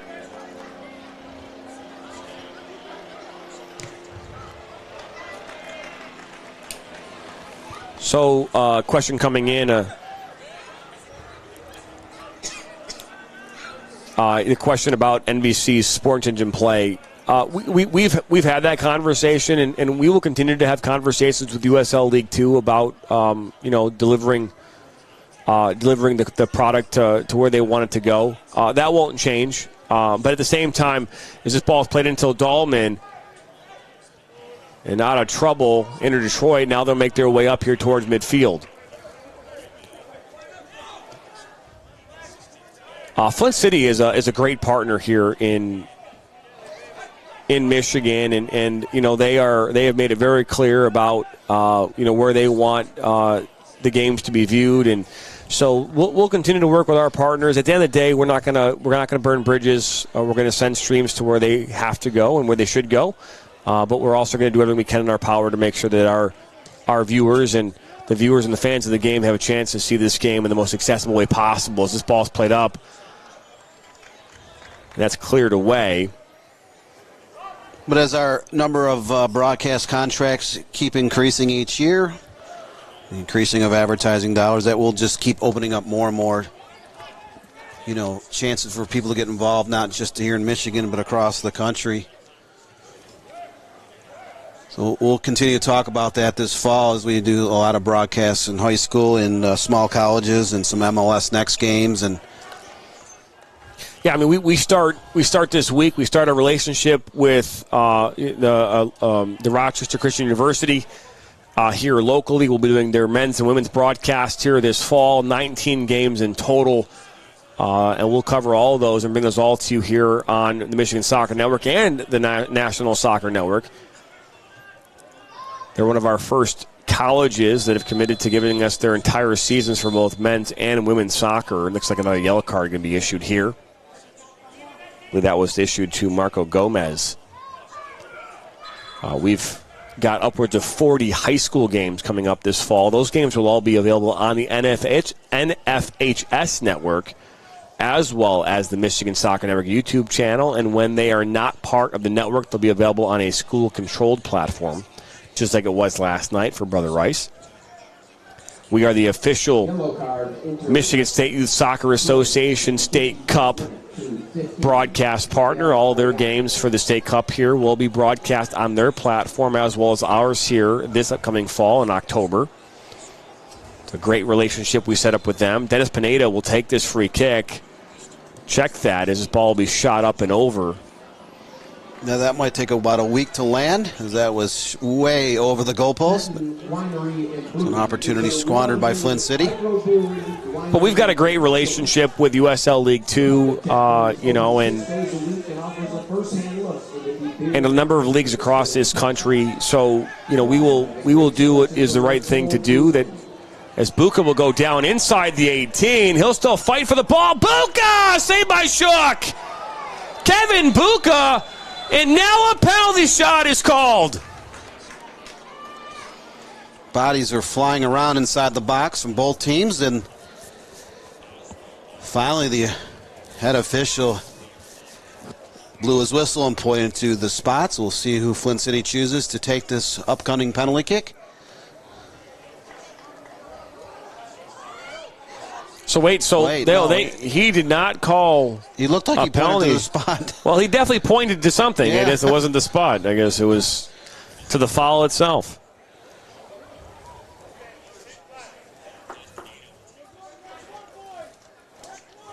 And I know that a lot of people have questions in the coming days, weeks, and months. I can tell you this much, that in the 3 years of our existence, 2 years as the Michigan Soccer Network, I've called upwards of 1,300 games in that time, and I no longer want to call 1,300 games, Dan. So I want to help focus on the growth of the business. So a lot of our new and up-and-coming talent will be taking on a lot of the responsibilities of calling games that I've been calling here the last couple of years. And when it comes to Flint, I will not relinquish that right. I will continue to be the voice here of the Flint City Bucks and Flint City AFC. I thoroughly enjoy calling these games and being a part of this atmosphere. You talk about the broad spectrum. So you look at the Premier Media Group, National Soccer Network, Michigan Soccer Network, and anything else we end up coming up with here down in the near future. Broadcasters, camera operators, producers, freelance journalists, interns. So if you are currently in college and you were looking for an internship, if you want to go into broadcasting, journalism, communications, public relations, Good work by Dahlman, by the way. That was a great individual effort. Pushes that ball out wide. Ball is cut inside, and good defensive work there by Murat.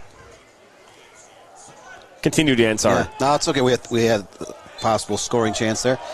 Yeah, but if you're looking to go in anything like that, especially if you are a sports-minded or even better, a soccer-minded person with a soccer background, and you have eyes on potentially going into sports media, we could be the right fit for you. And it's not just one of those things where we'll be looking for talent here in Michigan. We'll be opening up the doors to people, a lot of different colleges, and even if you're like a high school senior, high school junior, and you have interest in these fields, you want to get some clips to put on your...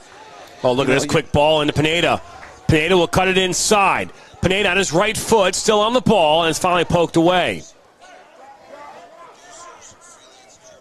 Yeah, I was just talking with someone there, and you know, I'm not going to go into detail who I was talking with, but you know, that's a great ball, and a wide open, of course, wide open because he was in offside position.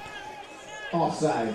The number of offsides. That was Aguilar was called for being in offside position, but Dan, there's no doubt as part of our 5-year plan is to establish a university school that we create a broadcasting arm where we can train the future talent for what we're going to be utilizing them for. I mean, what better way than to cultivate talent internally in your own school and then offer them a job at the end? As this ball's playing to Dahlman, who's in an offside position. So that is something that is definitely part of our plans, and our plan is to create an environment that will be there to help develop and produce the talent that will help us continue to grow here all across this country. So that is definitely in our growth plan, or in our plans of growth, however you want to put it. We are also in the process of developing a scholarship that will be announced here later in the month of September, a scholarship that will be offered to graduating seniors. So we'll talk about that as well. And this ball picked up here by Marco Gomez. He'll play inside to Orega. That was Gomez Ruiz, and looking into Aguilar, and that's cleared away. 61st minute is 1-0. Jonathan Turner alongside Dan Stickrad. You're watching the Vehicle City Soccer Classic. Flint City Bucks enter Detroit. You're watching it live on the Michigan Soccer Network. Part of our new national soccer network platform. Currently live right now on Roku. It's our first ever streamed game to our Roku platform, National Soccer Network. You can head over there right now and watch us live on your Roku.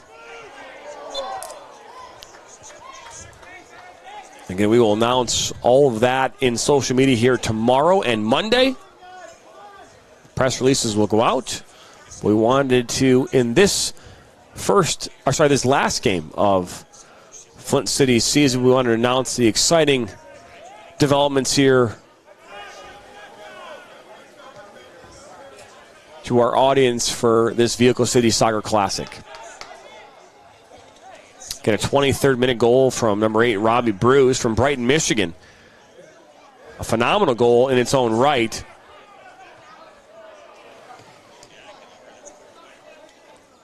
As we continue to talk about, our vision here the next few years, we're still going to be anchored here in Metro Detroit.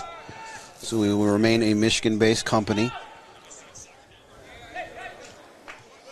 And we'll still be dedicated to providing great coverage in all levels of the media spectrum here in the state of Michigan. And it's going to be kind of a fun because from my standpoint, as I'm looking for some freelance writers and things like that, always looking for stories that might touch more than one state. Good give and go as Pineda was trying to get on that one and wasn't able to do so. It's good work there by Derek Broche. Good switch to that far side. Ball played into the middle. Oh, a touch there by Aguilar. Just couldn't get in on that. As I believe we have a goalkeeper change as well. I think that's Sullivan Lauderdale is in. Former Oak University goalkeeper, graduated a couple years ago. Definitely not Markovsky.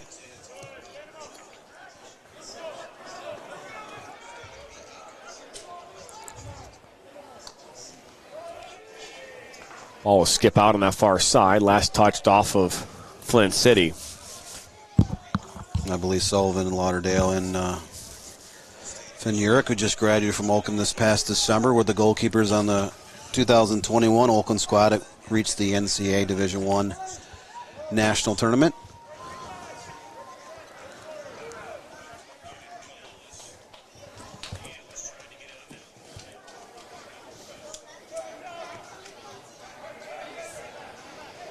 Beautiful moon off in the distance.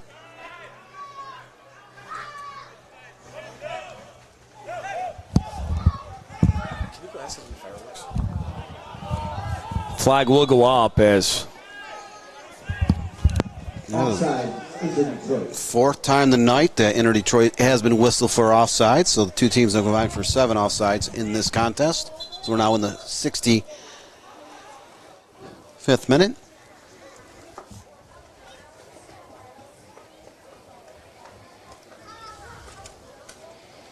The main scoreboard here in the south side of the stadium at Atwood. It's not operational tonight, so there's a smaller scoreboard in the northeast corner, which is to our left.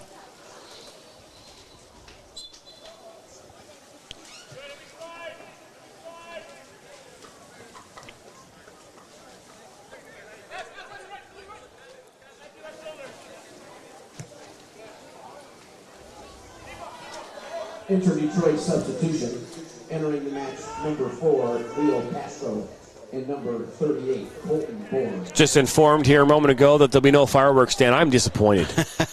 I mean, we only came here tonight for the fireworks. I mean, otherwise we would have stuck back at our remote-only studio environment. We would have been sitting in an air conditioning right now as Buka will cut this one back. On his right foot, he'll fire one through traffic. He'll try to get one back. He's shoved to the ground, and they're going to call the foul on Buka. I don't know if I agree with that one. That one's I'm not trying to pick on a call. It's a friendly. I'm not saying there was a foul there really at all on either side. Might have been a little bit of flopping job by Kevin Buka, but the referee whistles a foul against the University of Michigan grad, and play has resumed. That it has is. Big John Steak and Onion has grown to 16 locations in mid-Michigan. Ball will be played back to Lauderdale, again from Rochester, Michigan. You mentioned Oakland University here a few years ago. Had a chance to speak to current Oakland University coach Paul Dorrell here last Monday. Ran a feature story about the 2024 season for the Golden Grizzlies. This is Dorrell's first year as head coach at his alma mater. Also had a chance to talk on Friday morning with current Western Michigan University coach Chad Wiseman. We'll have a feature on the Broncos coming out tomorrow afternoon as well.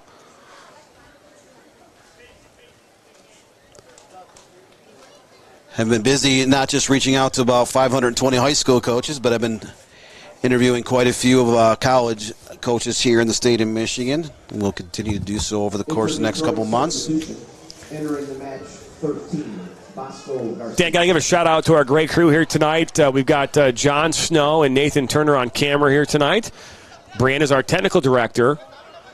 Obviously, Dan, you're our color commentator. I was your tardy color commentator. Bianca is in charge of quality control. Am I forgetting somebody? Oh, yes, I am. Zoe Turner is in charge of audio here tonight. She didn't want us to say her name anyways, so this is a friendly, and you have a family affair up here in the press box. And for the first time I think I can remember since the Bucks moved from Pontiac up here to Flint, 2019, and it's quite comfortable in the press box here at Atwood Stadium. It's really muggy, really hot up here. Some of those July and June, afternoons and evenings throughout the course of the regular season for the Flint City Bucks, and. It was actually interesting, Dan. My wife and I were talking earlier today about, like the last couple of years in regards to, just like what we've been doing and how far we've come with the platform and what we've done. And my kids have been a part of it like since day one. As is Paul, like since day one. I mean, Brianna and Nathan have been camera operators when we used iPads, and then we, they've been a part of this entire process. I mean, Brandon's sitting next to me. She's our technical director right now. She's handling the whole broadcast. I mean, Zoe, she's doing all of our audio right now. And, they are paid employees of our business, what we do here, and that's really cool. And it's something that, with a number of our staff, we have over 41 people that work for us right now in some shape or form. Compared to where we were 2 years ago, we had 2. And that was mainly me, So we've come a long way with, with the people that work with us. But, my kids are still a fundamental part of of each broadcast in some shape or form, and over the years they've developed their talent into other areas. But I can't think of a better job to prepare my kids for what lies ahead for them in the future, whether they want to stay internally with us or go on to other things. So look, that's a great move by Pineda. Pineda will make his way down this near side into the 18. Pineda will cut back. He loses the ball and unable to get a shot off. Pineda had two attackers on the far right side. He should have slotted that ball through traffic, held on to just a little bit too long. Turns the ball over now in the 16, it looks like 70th minute, but Inner City's been able to, they've been able to nullify a lot of attacks. They've haven't conceded a ton of shots in this game, but Inner City on the offensive end of struggle. They've had four shot attempts and only one on goal. That came in the first half.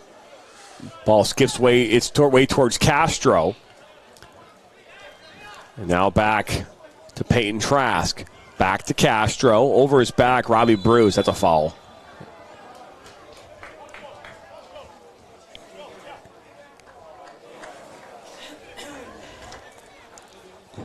I will say this much, though, Dan. It doesn't matter whether there's someone that's worked with us from 2 years ago to today. No one knows how to pack the bins like me.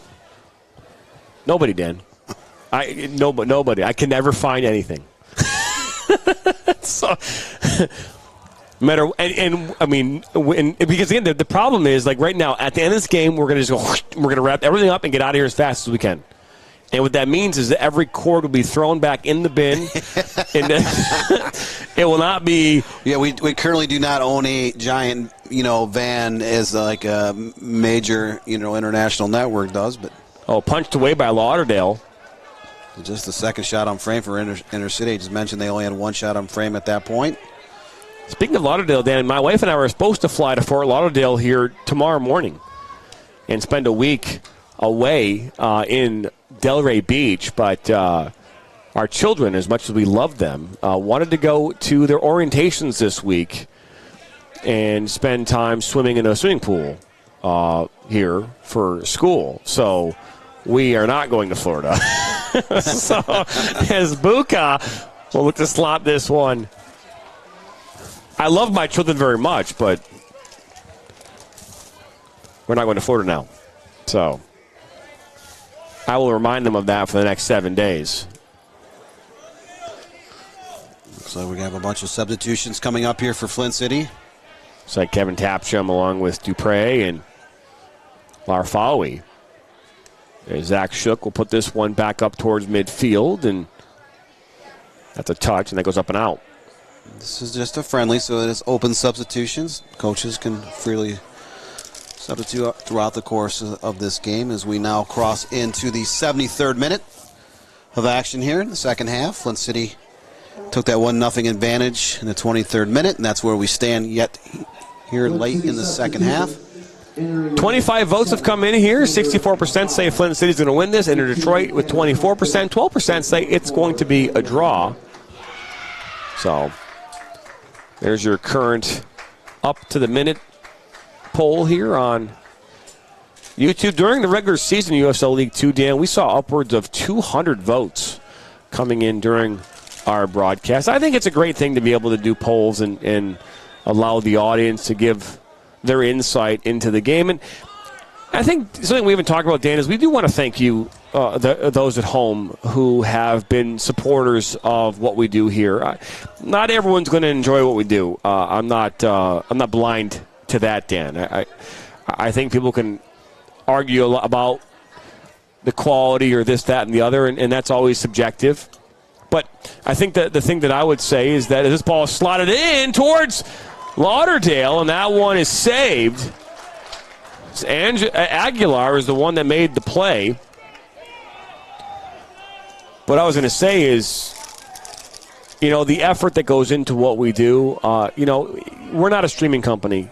We never have been defined by that. We are a multimedia platform, and that's what our definition is.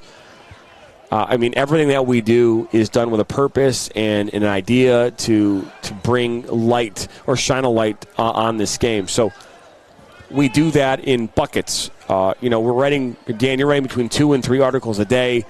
upwards of 70 articles a month on our platform, on our MSN Michigan Soccer Network news side. The things that we're doing within the community of soccer have never happened before. And we want to do that nationwide on a level that's never been done before. And we are again really excited. We want to thank you who are watching here tonight, are going to watch here in the future, have watched in the past. It has been your support. It has been your feedback, your comments, and your viewership that has led us to where we believe that we could ever pull this off. And I want to thank you from the bottom of my heart for being a part of this as we go down this new road, this new chapter, as we mentioned here earlier. So thank you very much. And, obviously we'll always look for feedback, constructive in nature. The ones that, I would always say constructive because, the feedback that comes with anything before or after the feedback as this ball makes its way to Marco Gomez and flag went up. Offside. So you've seen it in Detroit here throughout this match, Dan. They've had some opportunities at time, and some of those opportunities have come at the mistake, of Flint City defensively. None of those mistakes at this point have cost them any goals. But what we've seen throughout this summer for Flint is that they, for the most part, were able to create a ton of opportunities in the attacking third. And there were times where they were unable to put the ball in the back of the net. Now, tonight they haven't had a lot of opportunities in the attacking third. I don't know if they've eclipsed more than 8 shots in this game total. You might know more than I do. They've had 8 shots and there you go. So 6 on frame. It's not a ton. We're in the 76 minutes, so we're down to the last 15 minutes and change. But you look this summer, I think the one thing that hurt the Flint City Bucks, other than a 10-0 victory over the South Bend Lions, was they outshot most of their teams. They just had struggled at times to score. Now, these rosters tonight, this is a friendly here in August, so majority of those players, 90% plus of those players are, for both teams, are on college campuses right now. So this is a bunch of former college players, maybe players that never entered the college game, a couple MLS Next players that are currently in high schools that are suited up here tonight. So it's a great opportunity for them to put on a jersey for the Flint City Bucks or enter Detroit and just get some more touches on the game. You ask a lot of these kids, and they're even out of college, and they still love to play. They love to suit up the cleats, the gear, head out on a pitch. It doesn't matter where. Whether that be in an amateur team or even a recreational Wednesday night league somewhere in the town where they live.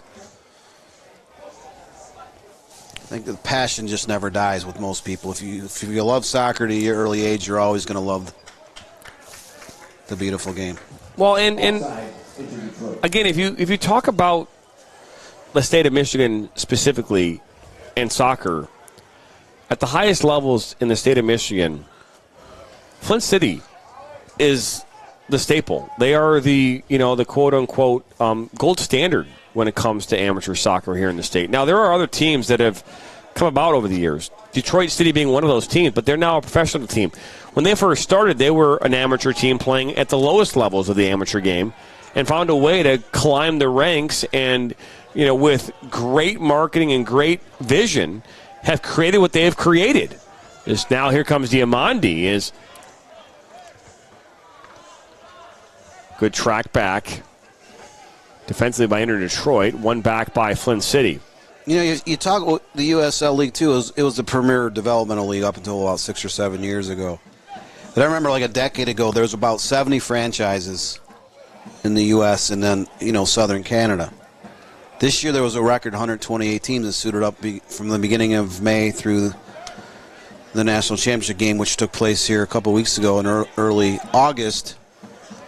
That just shows you the growth, not just the growth, but the opportunities for young adults to play when they're in college or just out of college or, getting set to start college in the fall. And the level's gotten better. There's a lot of teams out there that are very competitive. Some of them were, might not even been that competitive a couple years ago. They're much, much more better. It's a lot harder to win a division championship and, make the national tournament.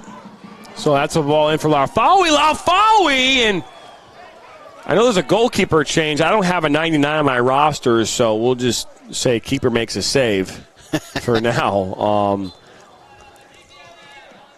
But, yeah, I mean, I know that this comes up almost every single game that we do, especially we start getting into the playoffs when it comes to Flint. The conversation about money is something that we hear a lot, about housing players. There are a number of teams – that do that across the country, and they've been doing so for many, many years.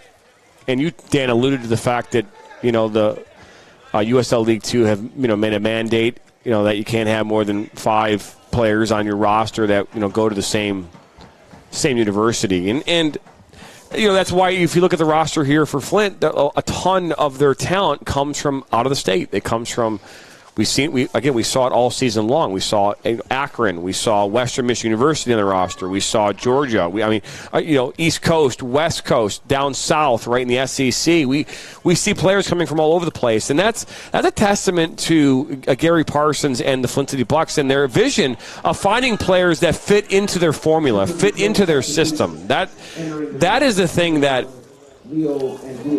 they try to accomplish. And you can talk about money all day long, and it takes money to fund this team. There's no question about that. But these players are coming here because they understand the vision.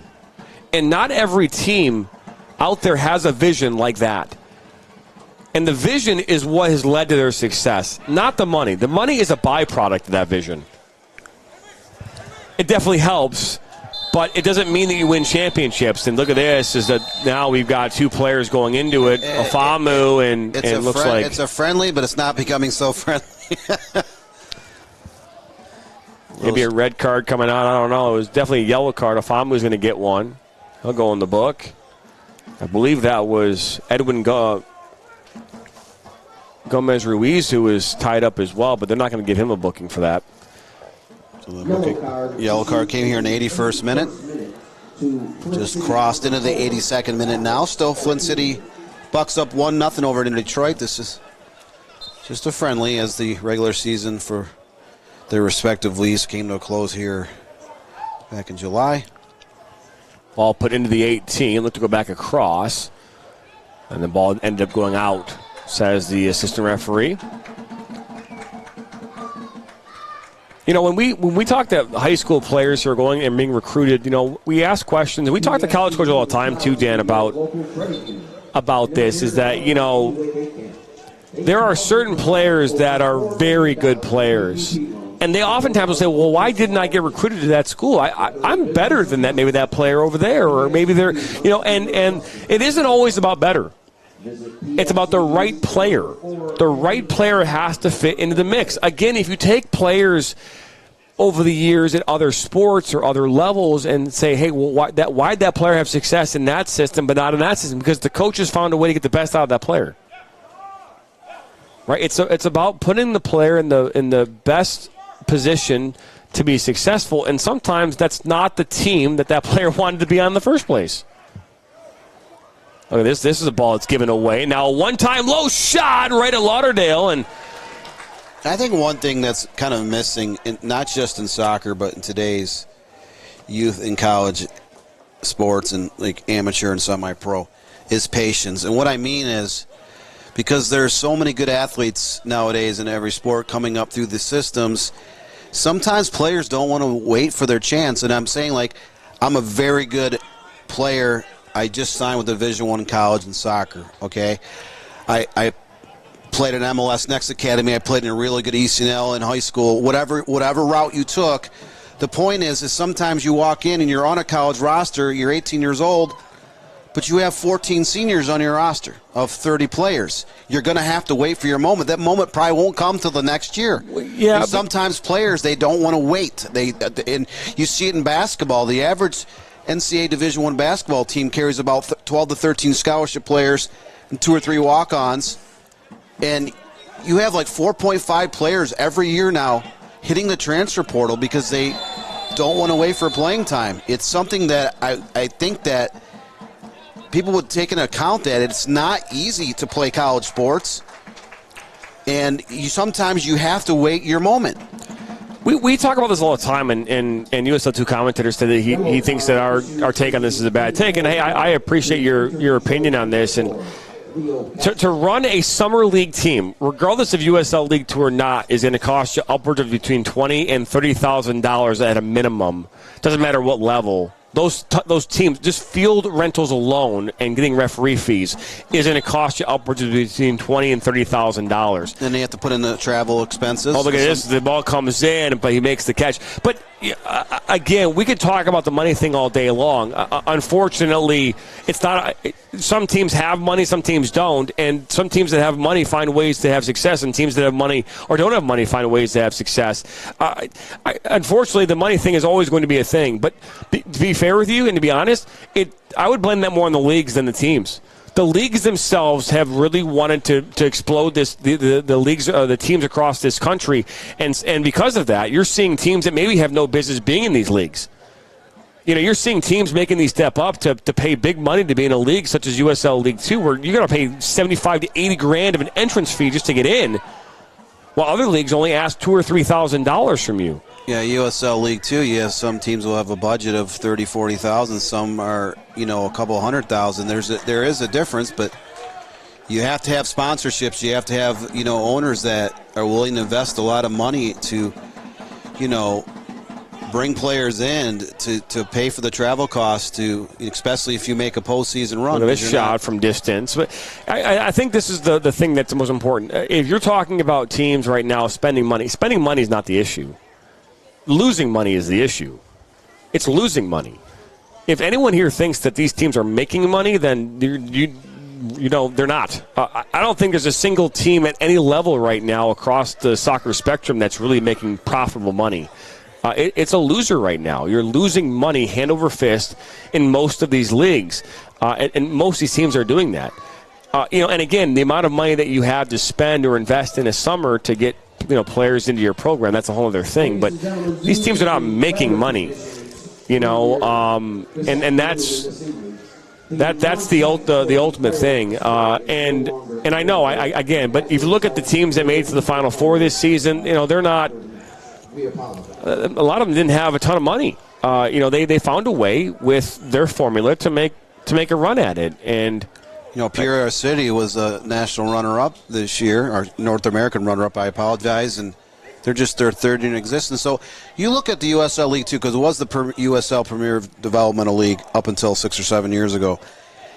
There are a lot of teams, if you go back to 1995 through 2024, teams that have won national championships, been to the finals, been to the Final Four, had some great years. They no longer exist. I think it was like about 10 years ago, I think Kitsap won a North American title, and a couple years later they were out of the league because their franchise folded. The Laredo Heat were in a couple national championships. I believe it was the Michigan Bucks. Look at this ball sliding in! Diamandi! 2-0! That was Micah Sonnesberg on the serve down the left side into the box. Ibrahim Diamandi, close range goal to put the Flint City Bucks up 2-0 here. We're now in the 88th minute. Flint City goal scored by number 23, Ibrahim Diamandi. Assisting on the play, number 5. At the end of the day, it's a fantastic finish, fantastic ball in for Micah Sonnenberg. And to wrap up this thought, I get it. Not everybody has the budgets to pull off the things that some teams can, and that's always going to be a point of contention regardless of where you are in the sport. And there's not a league in the country that's going to put a cap in place for amateur soccer. It's a fight that will never be equal in that regard, and some areas are better off than others. I mean, Flint, if you look at Flint as a whole, I wouldn't consider Flint the most prosperous market for soccer. As a matter of fact, before Flint City Bucks came to this city, there wasn't a ton of soccer. They've helped create a soccer and fundamental group here in the area, but it wasn't like soccer in Flint was a booming thing. And but they've been able to use their history and the people they brought on board, and Costa, who has led the way. Look at this opportunity now, as ball played in towards Zamundo, and But generally speaking, the Bucks have actually drawn better here in Flint than they did in their, 12, 13 years at the old Ultimate Soccer Arenas in Pontiac that was indoors. They didn't draw well. I mean, there was one year, I think in 2014, they won a national championship on a Sunday, and there was maybe 1,000 people inside the Ultimate Soccer Arenas. When the Flint City Bucks won it here 5 years ago, the crowd was pushing 8,000 people. Oh, that's a shot from distance, and it goes wide.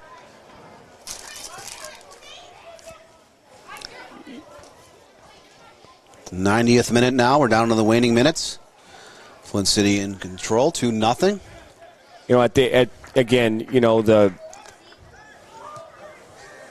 The things that separate, the teams that win, there's not a ton. I mean, we've seen the talent, we've seen the players on the field, we've seen it all. I mean, I've had a chance to see the USL League 2 up close and personal for the last 2 seasons.